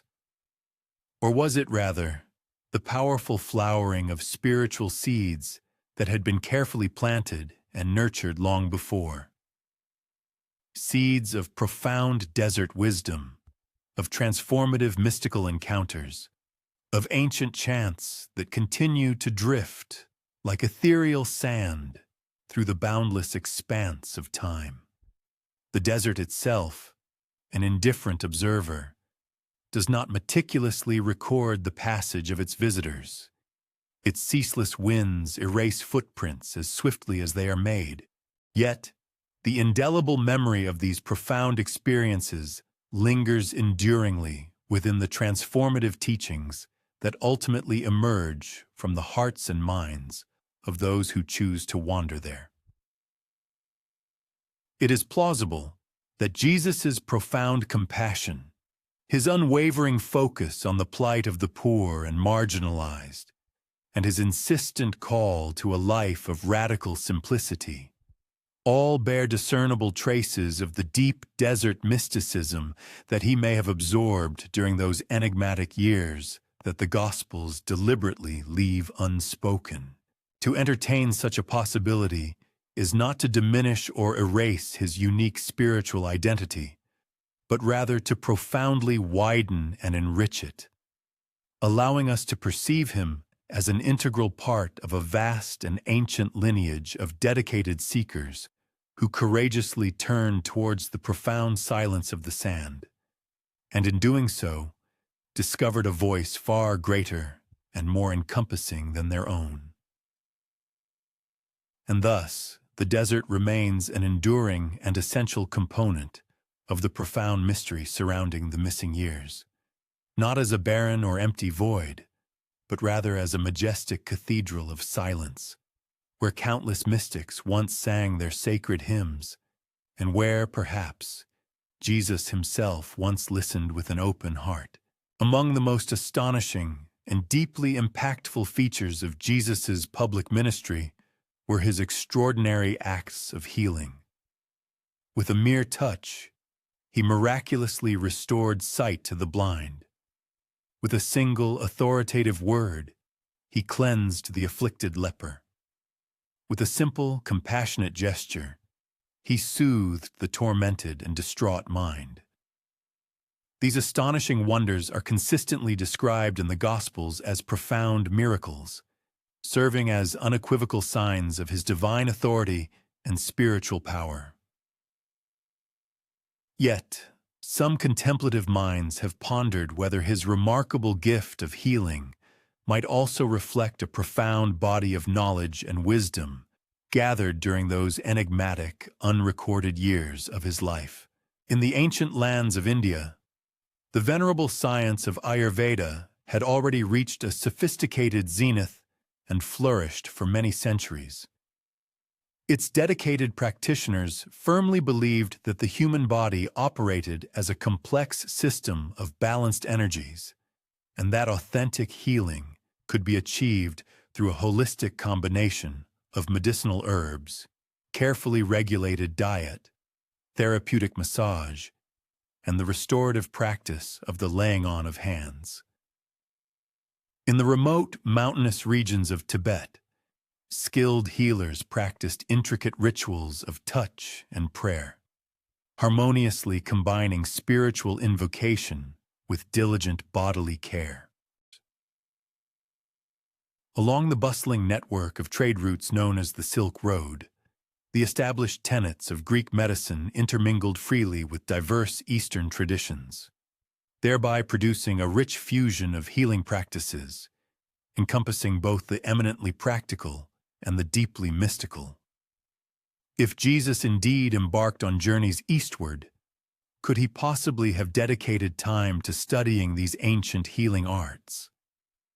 One might vividly imagine him seated attentively with a revered Ayurvedic healer, diligently learning to discern the subtle rhythms of the pulse, identifying the precise pressure points of the hand, and understanding the intricate ways to alleviate pain through the compassionate application of touch. Or perhaps he meticulously observed Tibetan practitioners as they invoked boundless compassion while tenderly tending to the sick, seamlessly blending the art of medicine with profound prayer. These profound encounters may have indelibly impressed upon him the fundamental truth that the body and spirit are not disparate entities, but rather intricately woven together, much like the inseparable threads of a single, magnificent fabric. The Gospels emphatically highlight that his miraculous healings were never performed in secrecy or hidden away, but rather openly and publicly. Throngs of eager crowds pressed in close as he gently placed his hands upon the suffering. His touch was never aloof or detached. It was consistently intimate, never withheld, always imbued with profound empathy.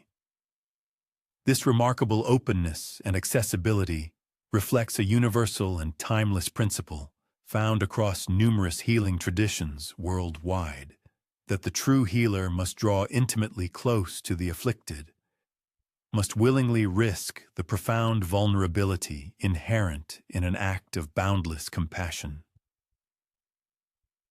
Healing, therefore, was not simply a technical procedure or a clinical intervention, but rather a profound union of presence, spirit, and compassionate care. Some skeptical voices might contend that such observed parallels definitively prove nothing, arguing that healing through touch is a remarkably common practice across a multitude of diverse cultures, and in this assertion, they are undeniably correct.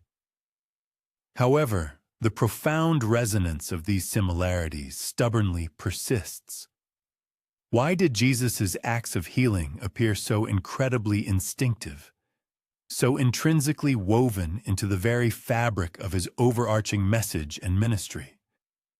Could it be that during those enigmatic, hidden years, he had not only witnessed, but perhaps even practiced similar healing traditions, far from the familiar landscapes of Galilee? Whether these extraordinary abilities were acquired through rigorous learning or divinely revealed, the healing hands of Jesus undeniably wielded a profound power that consistently astonished his devoted followers. Yet, what remains most profoundly mysterious is not merely the physical act of healing itself, but rather the boundless compassion that so powerfully animated every single one of his interventions. In this fundamental aspect, his ministry once again strikingly resembles various Eastern traditions, where healing was never exclusively about the physical body alone, but rather about restoring a holistic balance, offering profound comfort to the distressed, and ultimately elevating the human soul toward a state of profound inner peace. Perhaps this, then, is the true underlying secret, that genuine healing manifests most powerfully when love itself is made tangible, when it takes on a palpable form, that the act of laying on of hands is fundamentally less about a specific technique and far more about the profound quality of presence.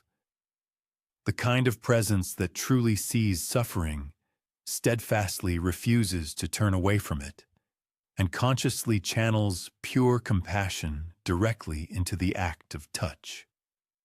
Whether his unique healing gift was shaped by the ancient wisdom of Ayurveda, the spiritual practices of Tibetan medicine, or the profound mystical insights gleaned from the desert's own austere silence, Jesus' healing ministry unmistakably carried this universal and timeless truth. The missing years may forever conceal precisely where he acquired this profound wisdom, but the Gospels unequivocally reveal how he practiced it, openly, generously, without expectation of charge, and without condition. And in that boundless generosity, we distinctly hear the lingering echo of a profound wisdom that may indeed have its intricate roots in many diverse lands, yet ultimately blossoms forth in one universal and sacred soil, the fertile soil of compassion itself. When Jesus Christ addressed the throngs, he frequently opted for parables, which were uncomplicated narratives drawn from agricultural fields, flourishing vineyards, and quaint villages. Yet, beneath their apparent simplicity, profound enigmas lay concealed. The celestial realm, he declared, resembles a minuscule mustard seed, nearly imperceptible, yet destined to burgeon into a substantial tree where various avian species could seek refuge and repose. For his receptive audience in Galilee, the imagery of the mustard seed was intimately familiar. However, for scholars immersed in Eastern traditions, this metaphor evokes a distinct and powerful resonance. Within Buddhist and Hindu philosophical teachings, seeds frequently symbolize the latent potential residing within all sentient beings, the inherent capacity for spiritual enlightenment interred like a nascent spark within the fertile soil of the human heart. In the revered Lotus Sutra, an esteemed and highly exalted Buddhist text, the lotus flower emerges from muddy depths to blossom in pristine, radiant splendor, serving as a symbolic reflection of the soul's concealed and glorious unfolding. One might ponder whether Jesus' parables subtly carried echoes of such profound imagery, potentially absorbed during his undocumented hidden years. Perhaps the mustard seed represented more than a mere localized detail. It conceivably functioned as a metaphorical bridge, connecting intricate Eastern metaphors with the fertile Galilean soil, a faint recollection of sagacious teachings encountered along distant, uncharted pathways. If this hypothesis holds true, then his narratives were not solely straightforward lessons intended for farmers and fishermen, but rather profound vessels transporting ancient wisdom from faraway, exotic lands.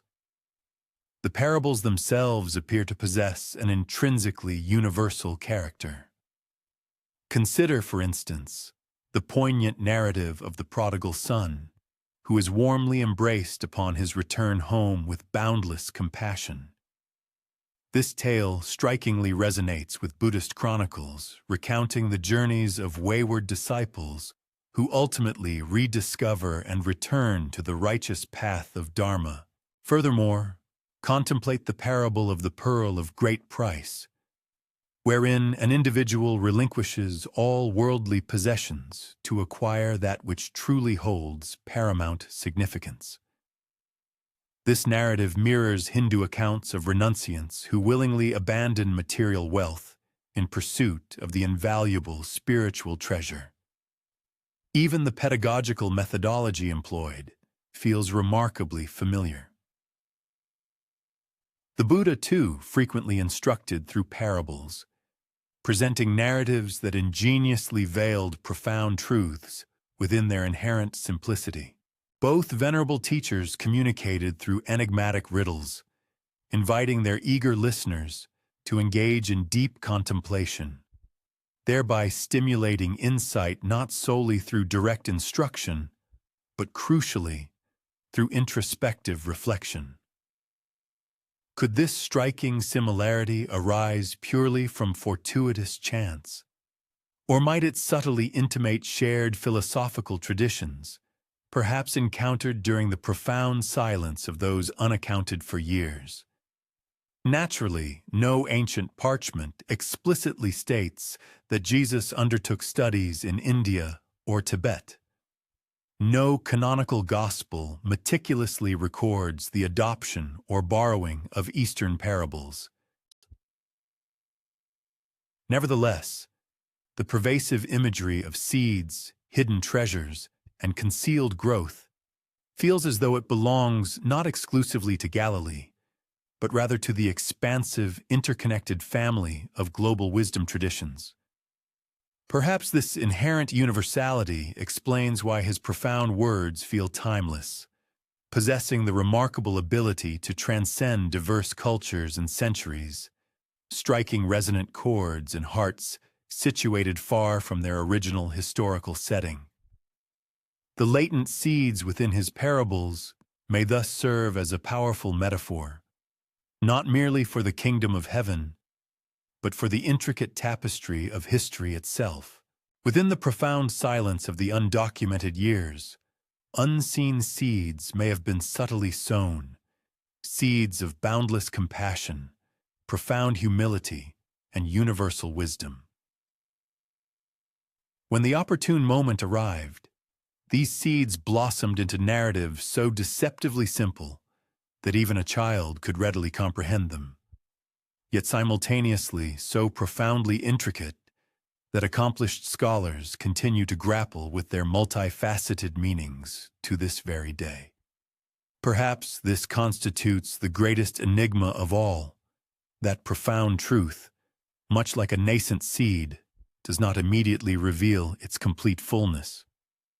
Instead, it patiently awaits, buried in quietude, until the precise moment is ripe for its magnificent growth and manifestation. Among the ancient scriptures that never secured a place within the biblical canon lies a peculiar manuscript, the Gospel of Thomas. Unearthed from the arid sands of Egypt in the mid-20th century, it presents not the familiar accounts of miraculous deeds and crucifixion, but rather a collection of aphorisms, concise, enigmatic, and often deeply mystical. Its very inaugural words beckon the reader into a realm of profound secrecy. Whoever discovers the interpretation of these sayings will not taste death. Thomas, often referred to as the twin of Jesus, is portrayed in later traditions as a zealous missionary to the East. Some ancient legends situate him in India, where he reportedly preached, performed healings, and established communities that persisted for several centuries. His gospel, notably devoid of a continuous narrative, feels more akin to Eastern wisdom literature than to the structured accounts found in Matthew, Mark, Luke, and John. It reads like a captivating dialogue composed of riddles, each demanding profound contemplation and introspection. Consider one particular saying, "The kingdom of God is inside you, and it is outside you." These words resonate profoundly like a Buddhist koan, effectively collapsing the conventional boundary between the internal and the external, between the self and the encompassing world. Another declaration proclaims, "If you bring forth what is within you, what you bring forth will save you." This powerfully mirrors Hindu and Buddhist tenets regarding the awakening of the divine spark concealed within every individual. The emphasis here is not placed on adherence to external law, but rather on profound inward discovery, a pervasive theme that permeates Eastern philosophy as unequivocally as it does this long-forgotten gospel. Could the Gospel of Thomas potentially preserve fragments of teachings that were shaped during those mysterious missing years? If Jesus indeed embarked on journeys eastward, if his discourse was colored by the nuances of Eastern thought, perhaps such echoes survived within this particular text, diligently transmitted by disciples who remembered a more mystical and esoteric dimension of his overarching message. The established mainstream church, however, found the Gospel of Thomas deeply disquieting. Unlike the canonical Gospels, it offered no narrative of resurrection, no detailed accounts of miracles, nor any clear hierarchical structure of authority. Instead, it vehemently urged seekers to delve within themselves, to discover the light already inherently present. Such an emphasis posed a significant threat to the burgeoning institution of the Church, which sought to firmly anchor its authority in bishops, established creeds, and formalized rituals. To convey to the populace that the kingdom resided within each individual was to render the ecclesiastical hierarchy largely superfluous. Consequently, Thomas's gospel was deliberately concealed, interred within the sands of Nag Hammadi for centuries until its eventual rediscovery. Yet, its very survival feels like a faint whisper emanating from the profound silence of history. It serves as a potent reminder that the multifaceted narrative of Jesus was far more diverse and expansive than the confined canon permits. The compelling image of Thomas journeying to India is particularly thought-provoking. If these accounts are historically accurate, he carried with him not only the cherished memory of Jesus, but also, perhaps, the discernible influence of ideas that Jesus himself had absorbed during his own eastward expeditions. Could it be that the so-called Thomas Christians of India preserve a subtle reflection of this profound cultural and spiritual exchange, a living vestige of those hidden years? We cannot ascertain this with absolute certainty. The Gospel of the Twin remains an enigmatic riddle, a collection of sayings that tend to open more doors of inquiry than they definitively close. Yet perhaps that is precisely its inherent purpose. Much like a compelling parable or an intricate koan, its true value resides not in providing definitive answers, but in provoking profound questions. It invites us to ponder what lies beyond the historical silence, to envision a Jesus whose profound words could seamlessly find a home as readily in a secluded monastery in Egypt as in a sacred temple in India. Perhaps, after all, the twin alluded to in this gospel is not merely Thomas, but rather the resonant echo of another venerable tradition, an Eastern counterpart to the Western faith, born in profound silence, conveyed across forgotten thoroughfares, patiently awaiting rediscovery by those courageous enough to truly listen. There is an inherent peril in proposing that Jesus ventured beyond the familiar confines of Judea. This notion profoundly unsettles the foundational pillars of religious tradition because it meticulously paints a portrait of the Messiah not as an isolated, singular miracle, but as a dedicated seeker whose spiritual journey was profoundly shaped by extensive travels into foreign, distant lands. To some, such a revolutionary vision is profoundly liberating, offering a broader understanding of divine wisdom. To others, however, it is deeply threatening, challenging established doctrines and beliefs.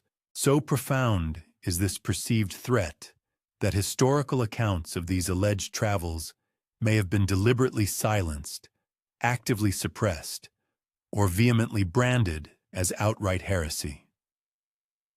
During the nascent centuries of the nascent Church, its unity was exceptionally fragile. Numerous competing gospels circulated widely, each presenting its own distinct and unique vision of Jesus. Some of these texts spoke of hidden sayings, others alluded to cosmic mysteries, and still others detailed journeys never explicitly mentioned in the eventually canonical texts. To safeguard against fragmentation and maintain doctrinal coherence, bishops and ecclesiastical councils meticulously selected what would be preserved and what would be decisively cast aside. Stories depicting Jesus in India or Tibet, if they indeed existed, would have fundamentally destabilized the assertion that divine revelation was a singular, exclusive gift, firmly rooted within the geographical boundaries of Galilee and Jerusalem. It is, after all, considerably simpler to construct and consolidate institutional authority around a figure whose life is contained strictly within defined borders. A Christ who belongs exclusively to Judea, who articulates his message solely within the established framework of prophecy and its fulfillment, neatly fits into a coherent and manageable theological construct. However, a Christ who freely walks among Brahmins, Buddhists, and Zoroastrians, that Christ powerfully suggests a universal figure, one who transcends any singular ownership, one whose profound message cannot be monopolized by any single institution or culture. For institutions meticulously seeking to exert control and maintain their dominion, such an expansive vision was inherently perilous. Consequently, these forbidden journeys became mere whispers, persistent legends of Isa in Ladakh, of Yuz Asaf in Kashmir, and of profound teachings imparted in ancient Persia. These narratives remained steadfastly on the fringes, frequently dismissed as myth, or even deliberately concealed from public knowledge. To acknowledge their veracity would have been to concede that Christianity was not a closed, exclusive revelation, but rather an integral part of a vast, flowing river of timeless wisdom that traversed the entire world. The systematic suppression of alternative historical narratives is by no means unique to Christianity. History is replete with examples of rulers and religious leaders who meticulously drew rigid boundaries around what constituted truth, unequivocally declaring one specific version as sacred and all others as dangerous or subversive. Yet such boundaries cannot ultimately stifle the boundless human imagination. Across countless centuries, intrepid seekers have consistently returned to the profound silence of those missing years, intuitively sensing that what was forbidden may, in fact, be what was most profoundly revealing. What if the conspicuous absence in Scripture is not merely a matter of ignorance, but rather a deliberate intention? What if those blank years were intentionally left undocumented so that the overarching narrative could be meticulously shaped into something neat, easily controllable, and rigorously exclusive? If this premise holds true, then the persistent whispers of Jesus' eastward journeys may represent invaluable fragments of a larger, more expansive truth, a truth deemed far too comprehensive and potentially disruptive to be safely embraced by nascent institutions. Forbidden journeys, paradoxically, are often the ones that endure longest in the annals of legend. They persist not because they are unequivocally proven, but because they eloquently speak to a deep-seated human intuition that wisdom is not confined by artificial boundaries, that truth is not circumscribed by geographical borders, and that the extraordinary life of Jesus may have been far more expansive and globally impactful than the institutional church allowed. And so, when we encounter tales of Isa in Tibet, or Yuz Asaf in Kashmir, or hear whispers of hidden scrolls in Ladakh, we are listening not merely to captivating stories, but to the resonant echo of historical suppression. The very fact that such narratives were so fiercely dismissed and vigorously suppressed strongly suggests their inherent potential to disrupt and transform. For what could possibly be more dangerous to an exclusive institutional narrative than a Christ who belongs not to one specific land, but to the entirety of the interconnected human world? The absence of information within historical records seldom occurs without reason. Indeed, what remains unarticulated frequently conveys as much significance as that which is explicitly documented. The enigmatic period encompassing the unrecorded years of Jesus' life rather than constituting a mere void in our understanding, could signify a deliberate suppression, an era over which dominant powers opted to cast a veil of secrecy. Should it ever be substantiated that Jesus embarked on extensive journeys beyond the familiar confines of Judea, and that his profound spiritual insights were indeed forged through interactions with venerable wise men and spiritual masters in distant lands such as Persia, India, or the elevated plateaus of Tibet, then the foundational authority of the burgeoning early Christian Church would undoubtedly confront an existential and deeply unsettling predicament. The very bedrock of the nascent Church's formidable influence was predicated upon the absolute singularity of its divine revelation. The assertion that Jesus' spiritual development was exclusively shaped within the venerable customs and sacred texts of Israel enabled its nascent leadership to inextricably link his narrative to ancient prophecies and their subsequent fulfillment. This strategic framing effectively consolidated interpretive authority in the hands of those ecclesiastical figures who elucidated Scripture, who in turn proclaimed themselves the sole custodians of an unparalleled and exclusive truth. However, should it be revealed that Jesus' profound message assimilated tenets from diverse origins, resonating with the philosophical depths of Buddhism, the ethical dualism of Zoroastrianism, or the expansive consciousness of Hindu mysticism, then the very nature of divine revelation would transcend the confines of any single tradition. Instead, it would become a universal patrimony accessible to all humanity.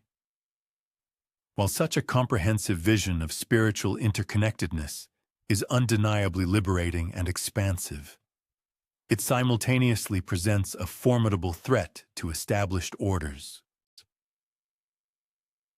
Religious institutions, by their very design, flourish through the meticulous establishment and vigilant enforcement of distinct boundaries, delineating what is considered an integral part of their doctrine versus what lies beyond, what constitutes sacrosanct truth versus what is dismissed as heretical falsehood.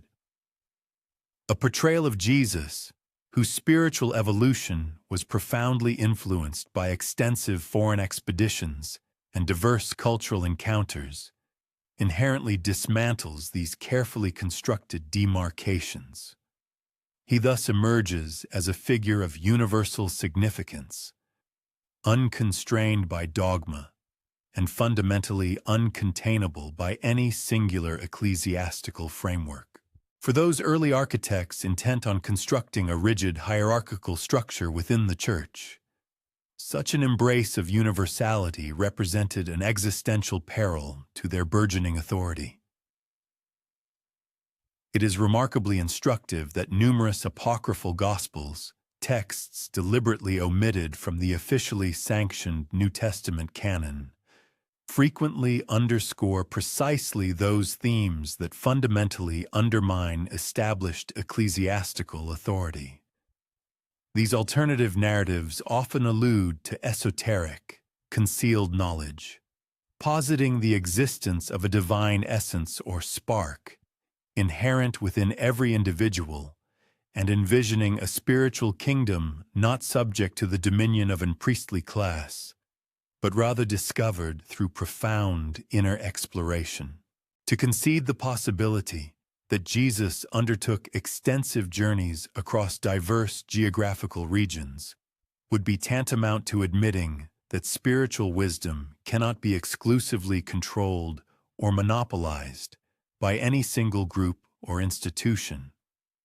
Such an acknowledgement would necessitate recognizing that the divine communicates its truths through a multiplicity of voices and across myriad cultural landscapes. Perhaps this profound implication is the very reason why the enigmatic missing years persist, enveloped in a profound and deliberate silence. Their omission was not born of triviality or lack of historical consequence, but precisely because their potential revelations were deemed too significant, too potent. Uncovering the truth of these years might have precipitated the catastrophic unraveling of the nascent and inherently fragile tapestry of early Christian orthodoxy. It was, therefore, perceived as strategically preferable to leave that particular scroll blank, to conscientiously omit those specific years from the official narrative, thereby allowing the pervasive power of silence to effectively execute its function of concealment and preservation of the established order. Yet, paradoxically, such a profound historical silence also serves as an irresistible magnet for human curiosity.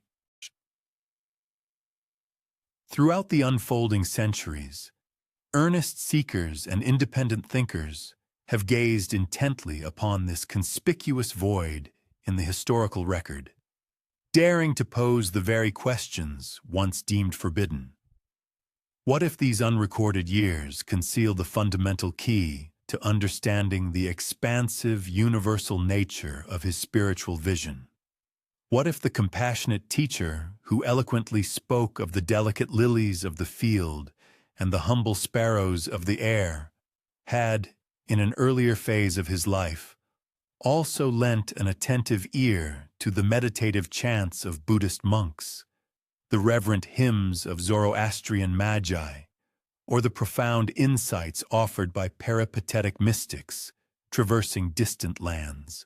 In this intriguing manner, while powerful forces may have diligently endeavored to suppress this alternative narrative, the ensuing silence inadvertently cultivated a remarkably fertile terrain for human imagination. Consequently, a profusion of legends has spontaneously emerged, much like vibrant wildflowers blossoming in an uncultivated field, each offering a tantalizing glimpse of a Jesus who transcended nationalistic boundaries, belonging instead to the entirety of humanity. And perhaps this is the profound reason why this particular mystery persists with such enduring potency, because it subtly hints at a truth far grander than the machinations of temporal power, more expansive than the strictures of religious dogma, a truth that steadfastly refuses to be circumscribed by any single geographical map or canonical gospel. Far from diminishing his profound narrative, the very existence of these missing years may, in fact, immeasurably enrich it. For they compellingly suggest that the Christ figure we recognize was not solely sculpted by the familiar rolling hills of Galilee, but rather by the vast and diverse tapestry of the wider world, carrying forth a message of such universal resonance that it reverberates across every culture, every spiritual tradition, and every corner of the globe.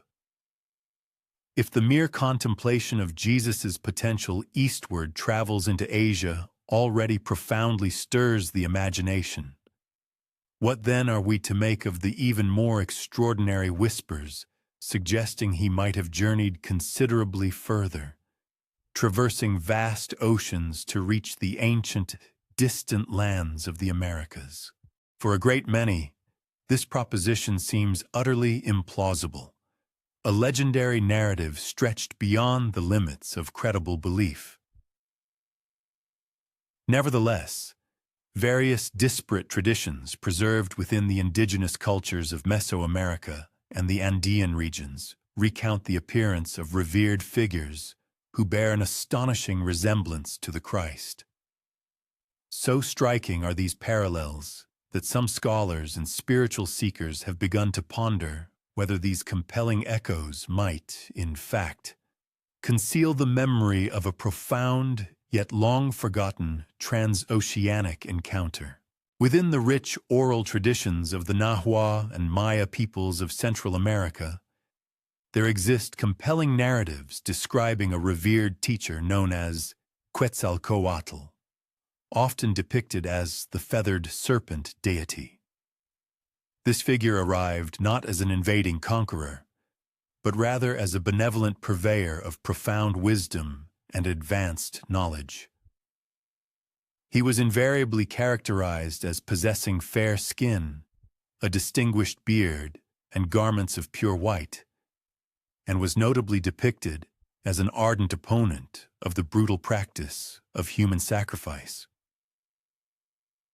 Quetzalcoatl imparted invaluable teachings on the principles of peace, the sophisticated techniques of agriculture, and the flourishing of various arts, before ultimately departing with a solemn vow to one day return to his people. Concurrently, spanning the formidable mountain ranges of the Andes, the ancient Inca civilization preserved accounts of Viracocha, a towering bearded individual who purportedly emerged from beyond the vast expanse of the sea. This enigmatic figure was credited with bestowing profound wisdom, miraculously healing the afflicted, and ultimately vanishing into the western horizon. For certain scholars and historians, these striking resemblances are dismissed as mere historical coincidences, or alternatively, as the insidious result of subsequent Christian influence retroactively imposed upon indigenous narratives. Yet, a more intrepid faction of thinkers dares to contemplate whether these compelling narratives might, in fact, constitute fragmented memories, subtly distorted over countless centuries, of a truly peripatetic teacher who indeed traversed the oceans long before the momentous voyages of Christopher Columbus ever commenced. Unsurprisingly, many skeptics vehemently contend that such an audacious transoceanic journey during that historical epoch would have been utterly beyond the realm of possibility. Nevertheless, a deeper examination of historical records reveals that ancient seafaring capabilities were considerably more sophisticated and extensive than contemporary imagination often allows. The astute Phoenician and Egyptian mariners, for instance, possessed an intimate understanding of the complex currents and predictable rhythms of the open sea. Roman merchants routinely navigated their vessels to India, expertly utilizing the seasonal monsoon winds to facilitate long-distance trade. Furthermore, the intrepid Polynesians masterfully traversed thousands of miles of open ocean, relying solely on their profound knowledge of celestial navigation and wave patterns. If these various ancient cultures were indeed capable of accomplishing such remarkable voyages, one must logically ponder why a highly determined spiritual seeker, perhaps conveyed by intrepid traders or devout pilgrims, could not have similarly crossed forgotten waters to distant shores. The profound, enigmatic weight attributed to these indigenous American narratives stems not from irrefutable historical proof, but rather from their astonishing thematic resemblances to the Christian tradition. Specifically, the portrayal of a compassionate figure vehemently opposed to ritualistic bloodshed, revered as a miraculous healer and an enlightened guide, and associated with a solemn promise of future return. These potent motifs resonate with striking depth with the core narratives of the Gospel, yet they manifest authentically within cultures geographically and historically far removed from the sacred precincts of the Holy Land. This compelling phenomenon prompts a crucial inquiry. Are these universal archetypes, emerging spontaneously from humanity's innate longing for peace, justice, and spiritual guidance? Or might they instead subtly allude to a genuine historical encounter that the dominant historical record consciously elected not to preserve? Even within the distinct theological framework of the Latter-day Saints in America, there exists a foundational belief asserting that following his miraculous resurrection, Christ personally visited the indigenous peoples of the New World, imparting teachings to them with the same profound wisdom and compassion he had demonstrated in Galilee.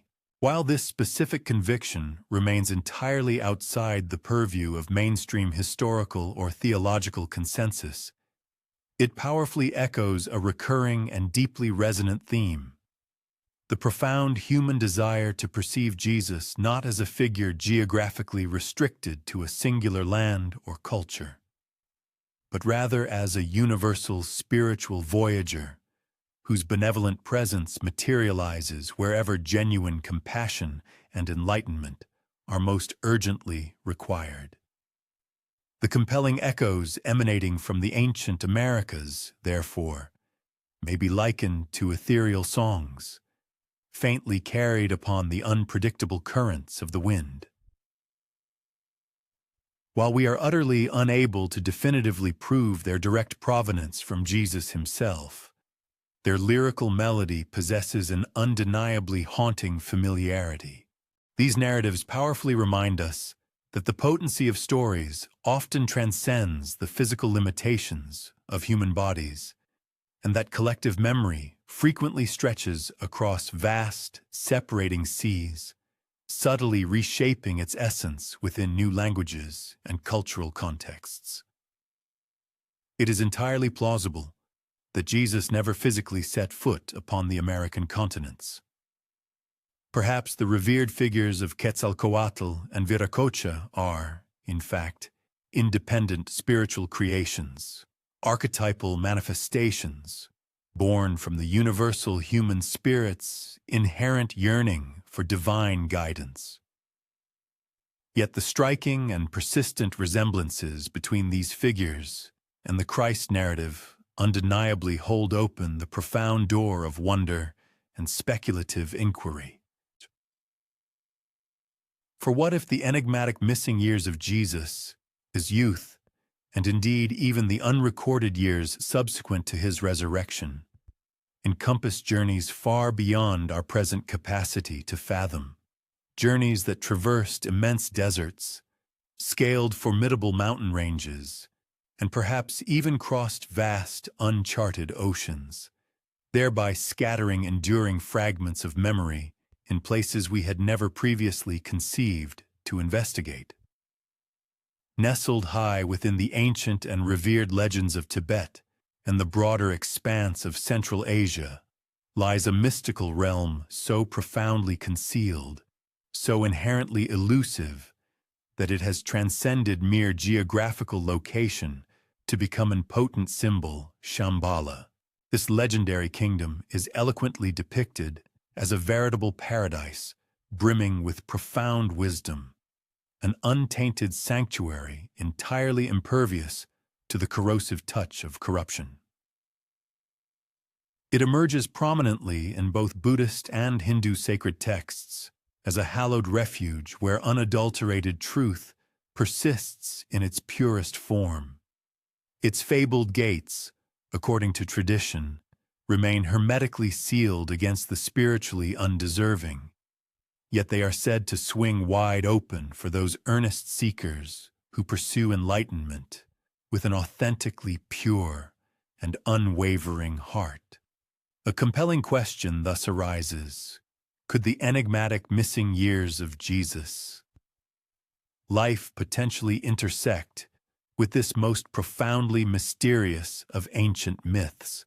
Indeed, a number of intrepid thinkers have courageously dared to entertain such a radical notion.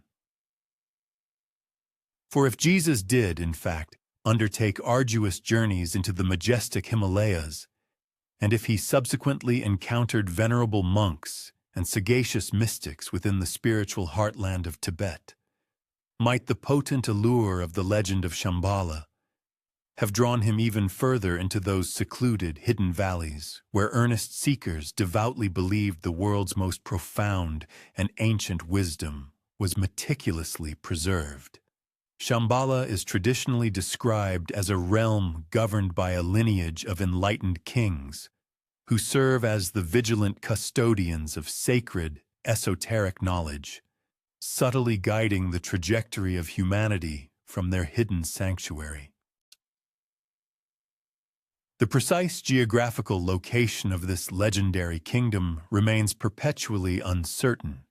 Shifting in its portrayal, it is sometimes situated amidst the towering, snow-capped mountains of Tibet, at other times within the vast, arid deserts of Mongolia, and occasionally depicted as existing in dimensions accessible only through profound, mystical vision. For centuries, countless intrepid travelers and spiritual adventurers have dedicated their lives to its elusive search, with some even claiming fleeting glimpses of its radiant, ethereal cities, purportedly concealed by formidable snow peaks or shrouded mysteriously within swirling clouds. One might then vividly imagine Jesus, portrayed as an earnest seeker of truth, being irresistibly drawn by the subtle whispers and profound allure of such an extraordinary place. Envision a sacred land where profound wisdom was not merely dispersed, but meticulously aggregated and preserved, where the principle of compassion constituted the supreme law, and where unadulterated truth was vigilantly safeguarded like the most precious of treasures. Should he have succeeded in locating this mythical realm, or even if he had merely absorbed its compelling legend, could the powerful vision of Shambhala have profoundly influenced and ultimately shaped his own transcendent dream of the kingdom of heaven? The conceptual parallels between these two profound visions are indeed remarkably striking. Shambhala is consistently depicted as a utopian realm where universal justice and boundless mercy are paramount, where all forms of suffering are alleviated and healed, and where immutable truth endures eternally, transcending the ephemeral nature of time. The kingdom of God, as eloquently articulated by Jesus, possesses an astonishingly similar resonance. It is not envisioned as a remote authoritarian empire of overt power, but rather as an immanent, hidden reality already subtly permeating and manifesting within the world, discernible only to those individuals possessing the requisite spiritual insight and perceptive eyes to see. It is plausible, therefore, that Shambhala and the kingdom of heaven represent two distinct yet complementary mirrors, each reflecting the identical, profound longing inherent within the human spirit, the universal dream of a world perfected and made entirely whole. If this hypothesis holds true, then the enigmatic missing years of Jesus' life may well have constituted that pivotal period when such profound spiritual mirrors were first encountered, when the ancient, expansive visions of the East harmoniously converged and blended with the deeply rooted hopes and prophecies of the West within the developing consciousness of a young, spiritually gifted teacher, meticulously preparing for his ultimate divine mission.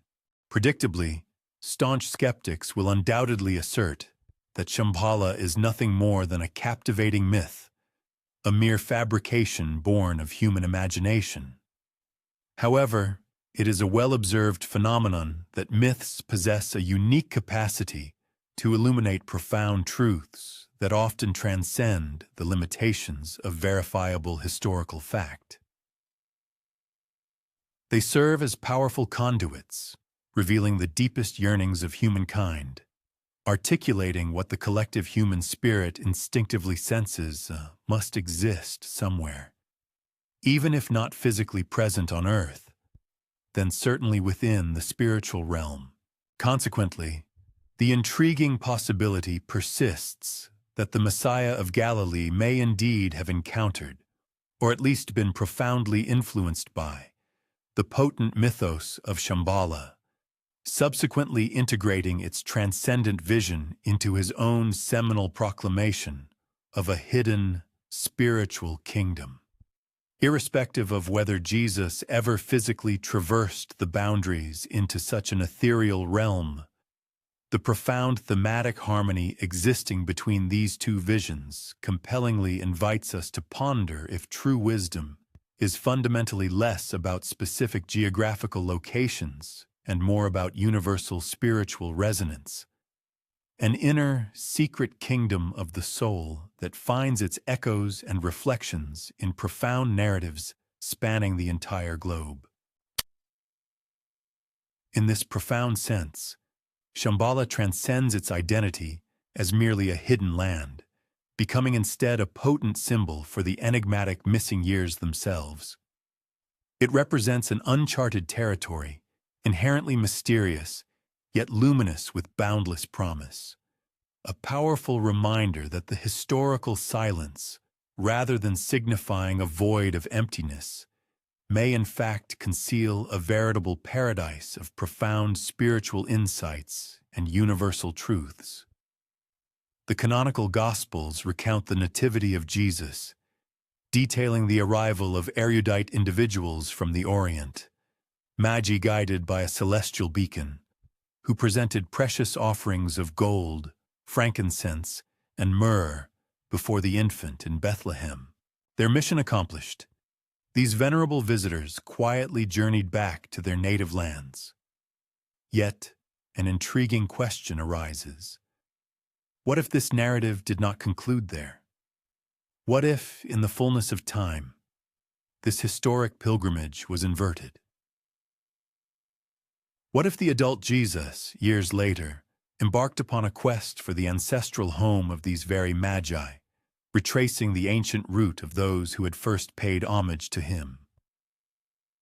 In Persian lore, the magi transcended the role of mere wayfarers.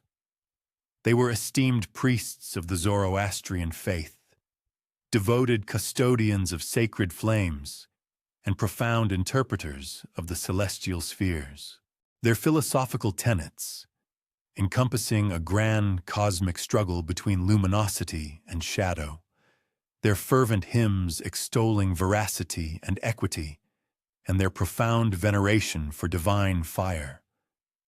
All these principles resonated deeply within their consecrated temples, meticulously preserved across countless centuries. Envision Jesus during his undocumented formative years, journeying eastward, drawn towards the precise region from which his earliest venerators had originated. Such a hypothetical voyage would symbolically complete a profound circle. A brilliant star once directed the Magi westward. Now, perhaps, the subtle imperative of destiny beckoned him eastward, into the very wellspring of their ancient wisdom and spiritual insight. Could he have stood within a venerable fire temple, observing the perpetual ascent of its eternal flame, his ears attuned to ancient chants proclaiming the triumph of truth over deception? Might he have engaged in profound theological discourse with learned Magi scholars concerning the prophesied advent of a Savior, the Saoshyant destined to usher in a global renewal at the culmination of time? The conceptual parallels between these Zoroastrian beliefs and his own enunciated message are remarkably striking. Persia, serving as a crucial nexus between disparate civilizations, was a vibrant land where intellectual currents frequently converged. Flourishing Jewish communities thrived there, diligently upholding their ancestral faith since the epoch of the Babylonian exile. Meanwhile, Buddhist ascetics had commenced disseminating their doctrines along the bustling caravan routes. Its imperial courts attracted a confluence of philosophers, medical practitioners, and astrologers. For any earnest seeker of knowledge, it represented an invaluable repository of wisdom, a unique milieu where the distinct voices of both Eastern and Western thought harmoniously intermingled. If Jesus indeed undertook such a journey, he might have profoundly assimilated the pervasive sense of cosmic conflict that subsequently imbued his teachings. The profound vision of light piercing through darkness and the liberating power of truth to emancipate humanity. Perhaps even his distinctive articulation of a kingdom not belonging to this earthly realm found a resonant echo in the Magi's cherished anticipation of a future, perfected age.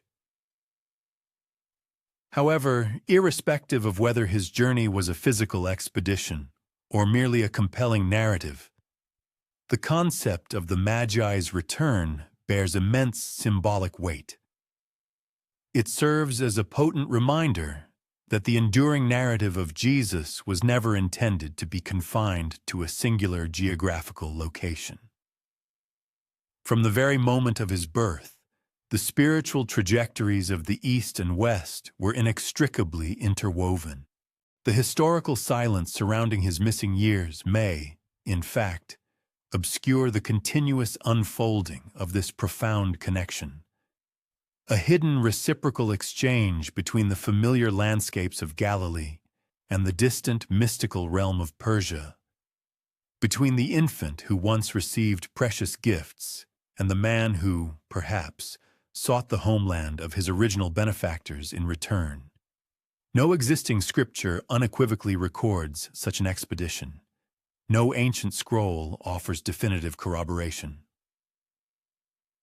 Nevertheless, the compelling possibility lingers, much like a distant, enigmatic star in the nocturnal firmament, mysterious, yet steadfastly refusing to vanish.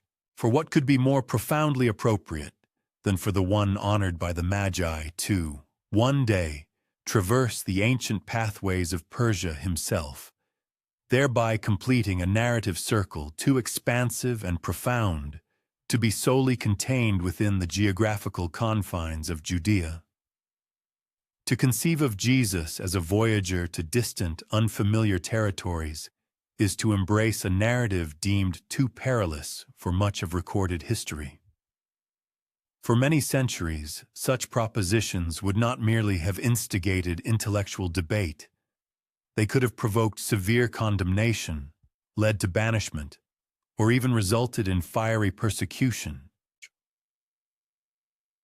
To suggest that the Messiah might have acquired profound wisdom from revered sages in India, Persia, or Tibet was to implicitly assert that divine enlightenment was not exclusively limited to a single revelation, a solitary scripture, or one particular ecclesiastical institution. And that revolutionary notion fundamentally imperiled the very bedrock of established religious authority. The nascent Christian church labored assiduously to safeguard its foundational narrative. Ecclesiastical councils were convened with the explicit purpose of determining which sacred texts were deemed acceptable and which dissenting voices were to be systematically silenced. Apocryphal gospels, esoteric mystical sayings, and captivating legends of distant travels were summarily dismissed and unequivocally branded as heresy. In its zealous pursuit of doctrinal unity, the Church rigorously insisted upon a singular, authoritative storyline. Jesus was born in Bethlehem, nurtured in Nazareth, baptized in the Jordan, crucified in Jerusalem, and gloriously resurrected. Nothing more, nothing beyond this meticulously curated account. But what if a more expansive reality existed? What if ancient scrolls discovered in Ladakh, venerable tombs unearthed in Kashmir, or hushed whispers within Persian fire temples preserved tantalizing fragments of an alternative narrative? A story wherein Jesus was profoundly shaped not solely by his Galilean upbringing, but also by extensive journeys across the vast expanse of the ancient world. Such a compelling tale would render him truly universal, belonging not to a single religious institution, but to the entirety of humanity. It would inherently dissolve geographical and cultural boundaries, challenge entrenched hierarchical structures, and deliberately blur the meticulously drawn lines of religious orthodoxy. That, precisely, is why such a narrative was considered dangerous. Dangerous not necessarily because it was factually erroneous, but because it was inherently uncontrollable. A Jesus who traversed the legendary Silk Road could not be confined within the ecclesiastical walls of Rome or Constantinople. A Messiah who engaged in profound theological discourse with Buddhist monks could not be exclusively claimed by any singular religious tradition. His expansive story would belong equally to the spiritual heritage of both the East and the West, resonating with every earnest seeker who sincerely committed to the path of compassion. Even in subsequent centuries, merely alluding to these hypothetical journeys was sufficient to invite profound suspicion. Explorers who boldly asserted they had encountered ancient scrolls detailing the life of Isa were met with widespread ridicule. Scholars who meticulously drew compelling parallels between fundamental tenets of Christianity and Buddhism were summarily dismissed as impractical dreamers. Tales of Yusuf in Kashmir were vehemently denounced as blasphemy by those who steadfastly adhered to the rigidly canonical biblical account. Yet, despite all opposition, the dangerous story persists. It persists because silence is never truly empty. The tantalizing enigma of the missing years inherently demands elucidation, and the boundless imagination of humanity invariably fills these lacunae with journeys and experiences too profoundly compelling to be entirely eradicated.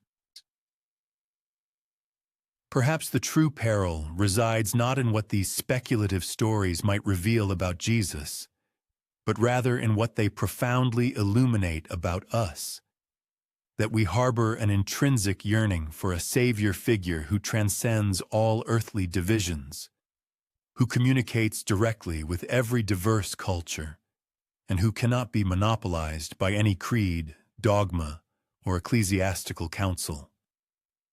The missing years remain historically unwritten, but the inherent danger of their myriad possibilities continues to linger. For in every faint whisper of a Jesus who journeyed eastward, established power structures sense their very foundations tremble. And in that profound trembling, the story is revitalized, becoming dangerous once more. Not because it threatens to dismantle faith, but because it possesses the extraordinary capacity to profoundly expand it. The historical silence surrounding the missing years of Jesus is far from accidental. It endures with a profound gravity that feels unmistakably deliberate, as though history itself has consciously elected to meticulously guard its profound secret. Why does this persistent silence continue to prevail, despite centuries of fervent speculation, despite compelling legends scattered across the vast expanses of India, Tibet, and Persia? One compelling answer lies intrinsically within the fundamental nature of power. The Gospels, meticulously compiled in the 1st century, were never originally intended as comprehensive biographical accounts. They were, rather, carefully crafted theological portraits, designed with the explicit purpose of affirming deeply held beliefs rather than satisfying mere historical curiosity. The discerning editors of early Christianity chose their words with extreme caution, placing paramount emphasis on pivotal events such as his birth, baptism, crucifixion, and resurrection. Events that unequivocally anchored ecclesiastical authority and powerfully reinforced prophetic fulfillment. To have interpolated narratives of eastward journeys or influences derived from foreign sages would undoubtedly have profoundly unsettled this carefully constructed theological framework. making a strategic silence perhaps the more pragmatic and less disruptive choice. However, silence serves yet another crucial function. It actively invites mystery. What remains concealed often acquires a far greater allure than what is openly articulated. The 18 unrecorded years of Jesus' life are akin to a sealed chamber, perpetually drawing earnest seekers to imagine the profound secrets that might lie within.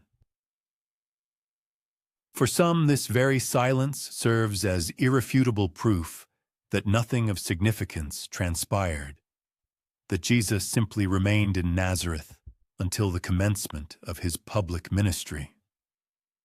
For others, conversely, it stands as compelling evidence of the exact opposite, that something truly extraordinary and expansive occurred, an event too vast and multifaceted to be adequately contained within the established framework of the Gospels. The enduring persistence of this silence also profoundly reflects humanity's inherent yearning. Across diverse cultures, people instinctively project into this historical void the narratives they most deeply need. In India, the cherished memory of Isa serves to affirm that Jesus embraced their spiritual landscape. In Tibet, the resonant echoes of a Western sage confirm that their indigenous wisdom reached far beyond the towering Himalayas. In Persia, the ancient link to the Magi profoundly deepens their historical connection to his life.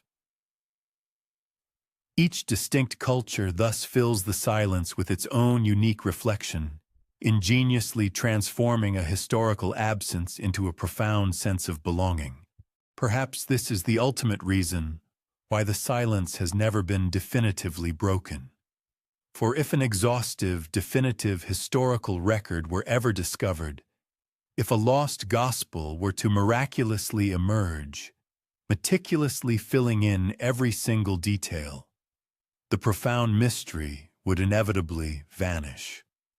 The silence itself constitutes an integral component of the inherent power of his story.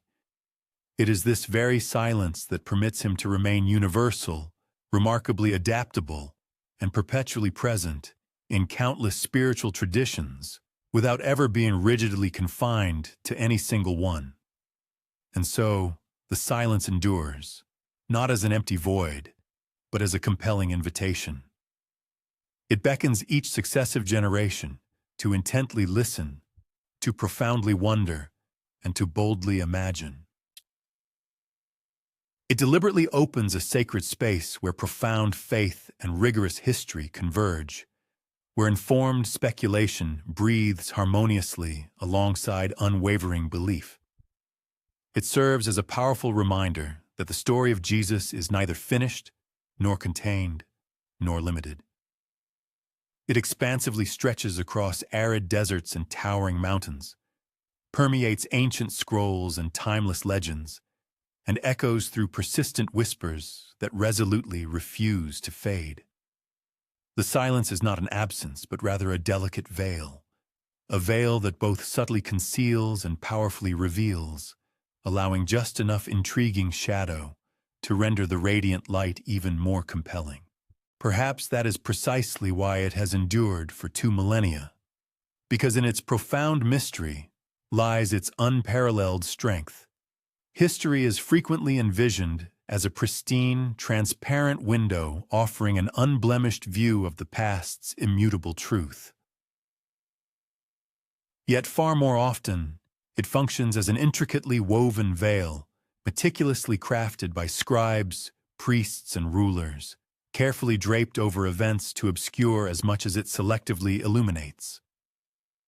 The undisclosed years of Jesus' life may well represent one of history's most painstakingly drawn veils, a fabric so exquisitely sheer that light visibly penetrates its surface, yet simultaneously so profoundly opaque that its intricate details remain perpetually hidden from view.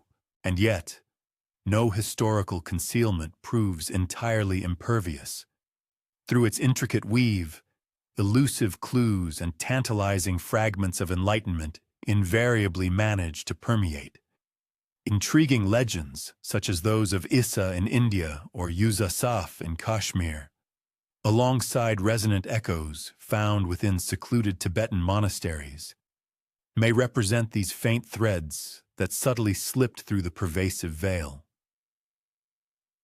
Furthermore, certain apocryphal Gospels, notably Thomas and Philip, preserve profound sayings that shimmer with a distinct Eastern resonance, hinting at broader spiritual currents. Even the canonical Gospels, upon meticulous examination, subtly indicate influences far wider than the immediate Judean milieu. The discernible presence of Greek vocabulary, the evocative imagery of universal light, and the poignant, mysterious visit of magi from distant Persia all serve as subtle indicators. Might it be that this historical veil was strategically and deliberately drawn, not because there was an absence of information beyond it, but precisely because too much richness and complexity existed? To preserve an unadorned and simple narrative, the multifaceted intricacies of Jesus' potential journeys were meticulously obscured. To protect the sanctity and authority of the nascent church, the universality of his diverse influences was purposefully subdued. The veil, therefore, was deemed necessary to maintain institutional order and doctrinal coherence. Yet behind this carefully constructed facade, the fuller, more compelling story still stirs with an undeniable vibrancy. Perhaps the very nature of history inherently operates in this manner. What humanity inherits is seldom the unvarnished veracity, but rather a version meticulously shaped and curated by those influential chroniclers who possess the power to record and disseminate. The veil, in this context, functions as both an instrument of concealment and a form of protection, shielding precarious societal frameworks from unsettling narratives too disruptive for them to bear. Nevertheless, unwavering seekers perennially sense the subtle folds in this fabric, persistently tugging at its edges and perpetually yearning to glimpse the profound truths that lie concealed behind it.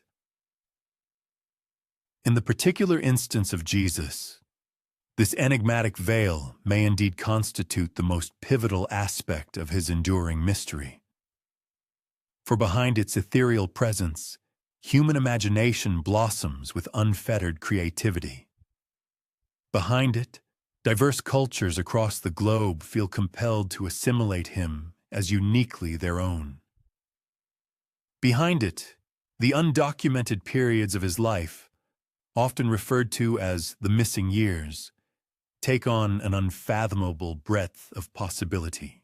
Without the presence of this veil, perhaps his story would feel circumscribed, confined to a narrower historical and geographical scope.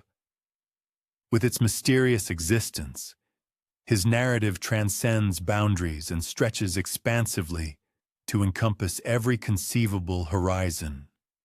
Consequently, when we engage in discourse about the missing years, we are not merely discussing a chronological lacuna. We are speaking of the veil of history itself, purposefully deployed and deliberately drawn, inviting us to profound introspection and wonder. And perhaps this inherent ambiguity was always the intrinsic design.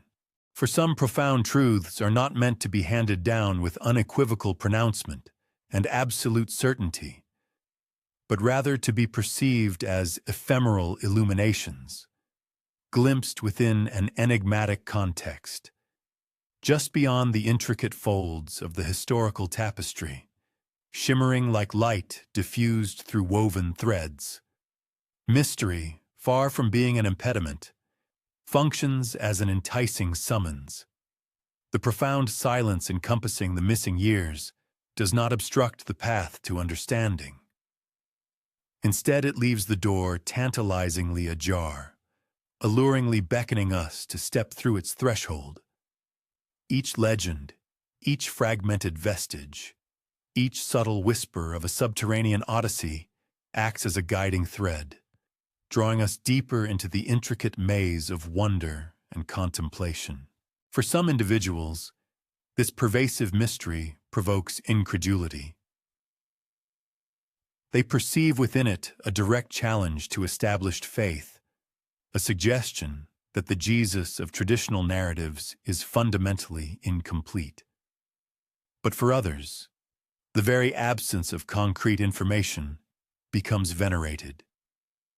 It allows the narrative to breathe, to expand, and to connect seamlessly with ancient wisdom traditions far beyond the geographical confines of Judea.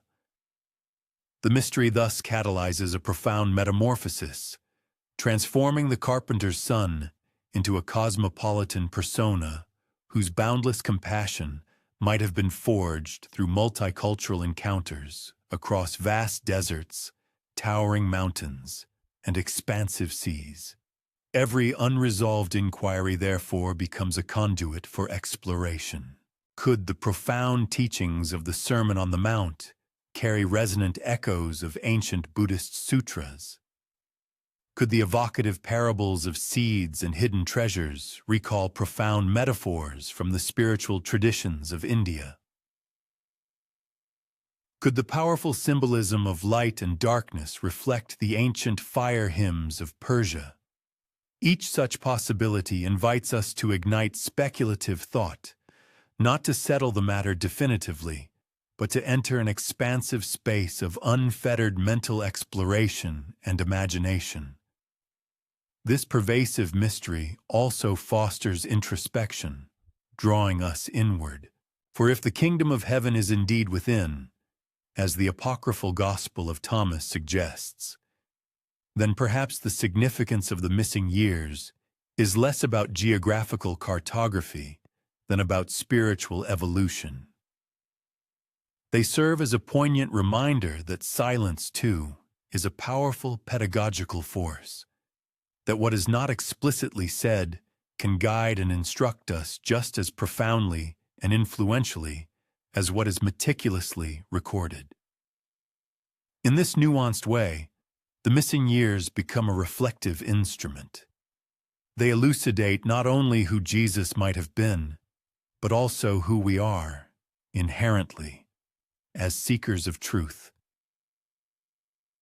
Do we long for unwavering certitude, for history to hand us a complete and exhaustive record, or do we accept the invitation of mystery, embracing the possibility that ultimate truth may be too vast and multifaceted to capture within any singular chronicle? Perhaps this is precisely why the story of Jesus possesses such enduring resonance, because in its inherent lacuna, it issues a compelling summons to us. It invites us to embark upon a shared odyssey, to walk the unconventional pathways of imagination, to wonder what might exist beyond the carefully drawn veil of tradition. It asks us to lean into the profound silence and discern the attenuated murmurs that whisper there, echoes of distant lands, of forgotten scrolls, of esoteric knowledge awaiting rediscovery. Mystery does not attenuate the story of Jesus. Rather, it profoundly amplifies it. It stretches him conceptually and geographically from the humble Nazareth to the majestic Himalayas, from the familiar Galilee to the distant Andes, from mere history into enduring legend. And in that very stretching, the story becomes what it was always meant to be, a living mystery, timeless, boundless, and inexhaustibly unfolding. So as we follow these subtle whispers, let us forego definitive resolutions. Let us instead accept the continuum of the invitation. For in mystery, the story breathes with vitality, and in silence, the journey of discovery perpetually continues. Now, the interpretative endeavor comes directly to you. The missing years remain undocumented lacuna, the scrolls hidden from view, the footsteps unrecorded in any annals. What we possess are elusive vestiges, subtle whispers, and traditional legends. Echoes reverberate from India, Tibet, Persia, and even the faraway Americas. They do not provide us with certainty, but they do present us with possibility. And possibility is the genesis of all profound inquiry. What will you choose to do with this pervasive silence? Some individuals choose to dismiss it entirely, content with the story as it has been handed down through generations. Others lean closer, perceiving the lacuna as eloquent voices, meticulously searching for profound significances buried beneath deliberate or accidental omission. The choice is distinctly yours, for history is not only what we are explicitly told, it is fundamentally what we dare to seek. Perhaps you will mentally traverse the ancient roads of the Silk Road, envisioning the Galilean walking alongside diverse merchants and contemplative monks. Perhaps you will picture him entering a secluded monastery, engaged in dialectical exchanges with revered sages under the flickering light of oil lamps. Or perhaps you will see him simply wandering the tranquil hills of Judea, the silence itself serving as his profound teacher. Each conceptualization is a distinct path, and each path reveals the disposition of the seeker as much as it elucidates the character of the one sought. The intrinsic fascination of the missing years is not that they will ever reach ultimate elucidation, but that they serve as a constant reminder of how much in existence remains perpetually uncharted. Every individual life, even the most prominent, contains its own undocumented lacuna. Every narrative possesses its unwritten episodes. To honor those silences is to accept that ultimate truth is often far larger than documented history, more expansive than what can be meticulously inscribed in any single book. So let the enigma draw you not to definitive answers, but to profound contemplation. Diligently examine the canonical Gospels, but also engage with the extra-canonical narratives. Listen attentively to the legends emanating from Tibet and Kashmir, but also discern the implicit messages within the silence between them. Frame questions not as a means to arrive at absolute certainty, but to cultivate intellectual vivacity and curiosity. For perhaps the fundamental objective of the missing years is not to reveal the precise geographical location of Jesus, but to remind us that the sacrosanct nature of the investigative process itself is paramount. In the end, the investigative odyssey holds ultimate proprietorship with you. The path of inquiry is distinctly yours to walk, just as the hidden roads may once have been his own parallel trajectory. What you will discover is not a conclusive endpoint, but an unfettered expanse of opening, a sacred space where faith and imagination converge seamlessly, where history and legend intertwine, where the silence itself becomes an instructive medium. And as you drift into repose, allow the mystery to remain. For it is in mystery that the story endures, not as a solved puzzle, but as a living, perpetual enigma, a question that whispers across centuries, extending an unfading invitation for each of us to walk our own hidden road, seeking what lies just beyond the visible horizon.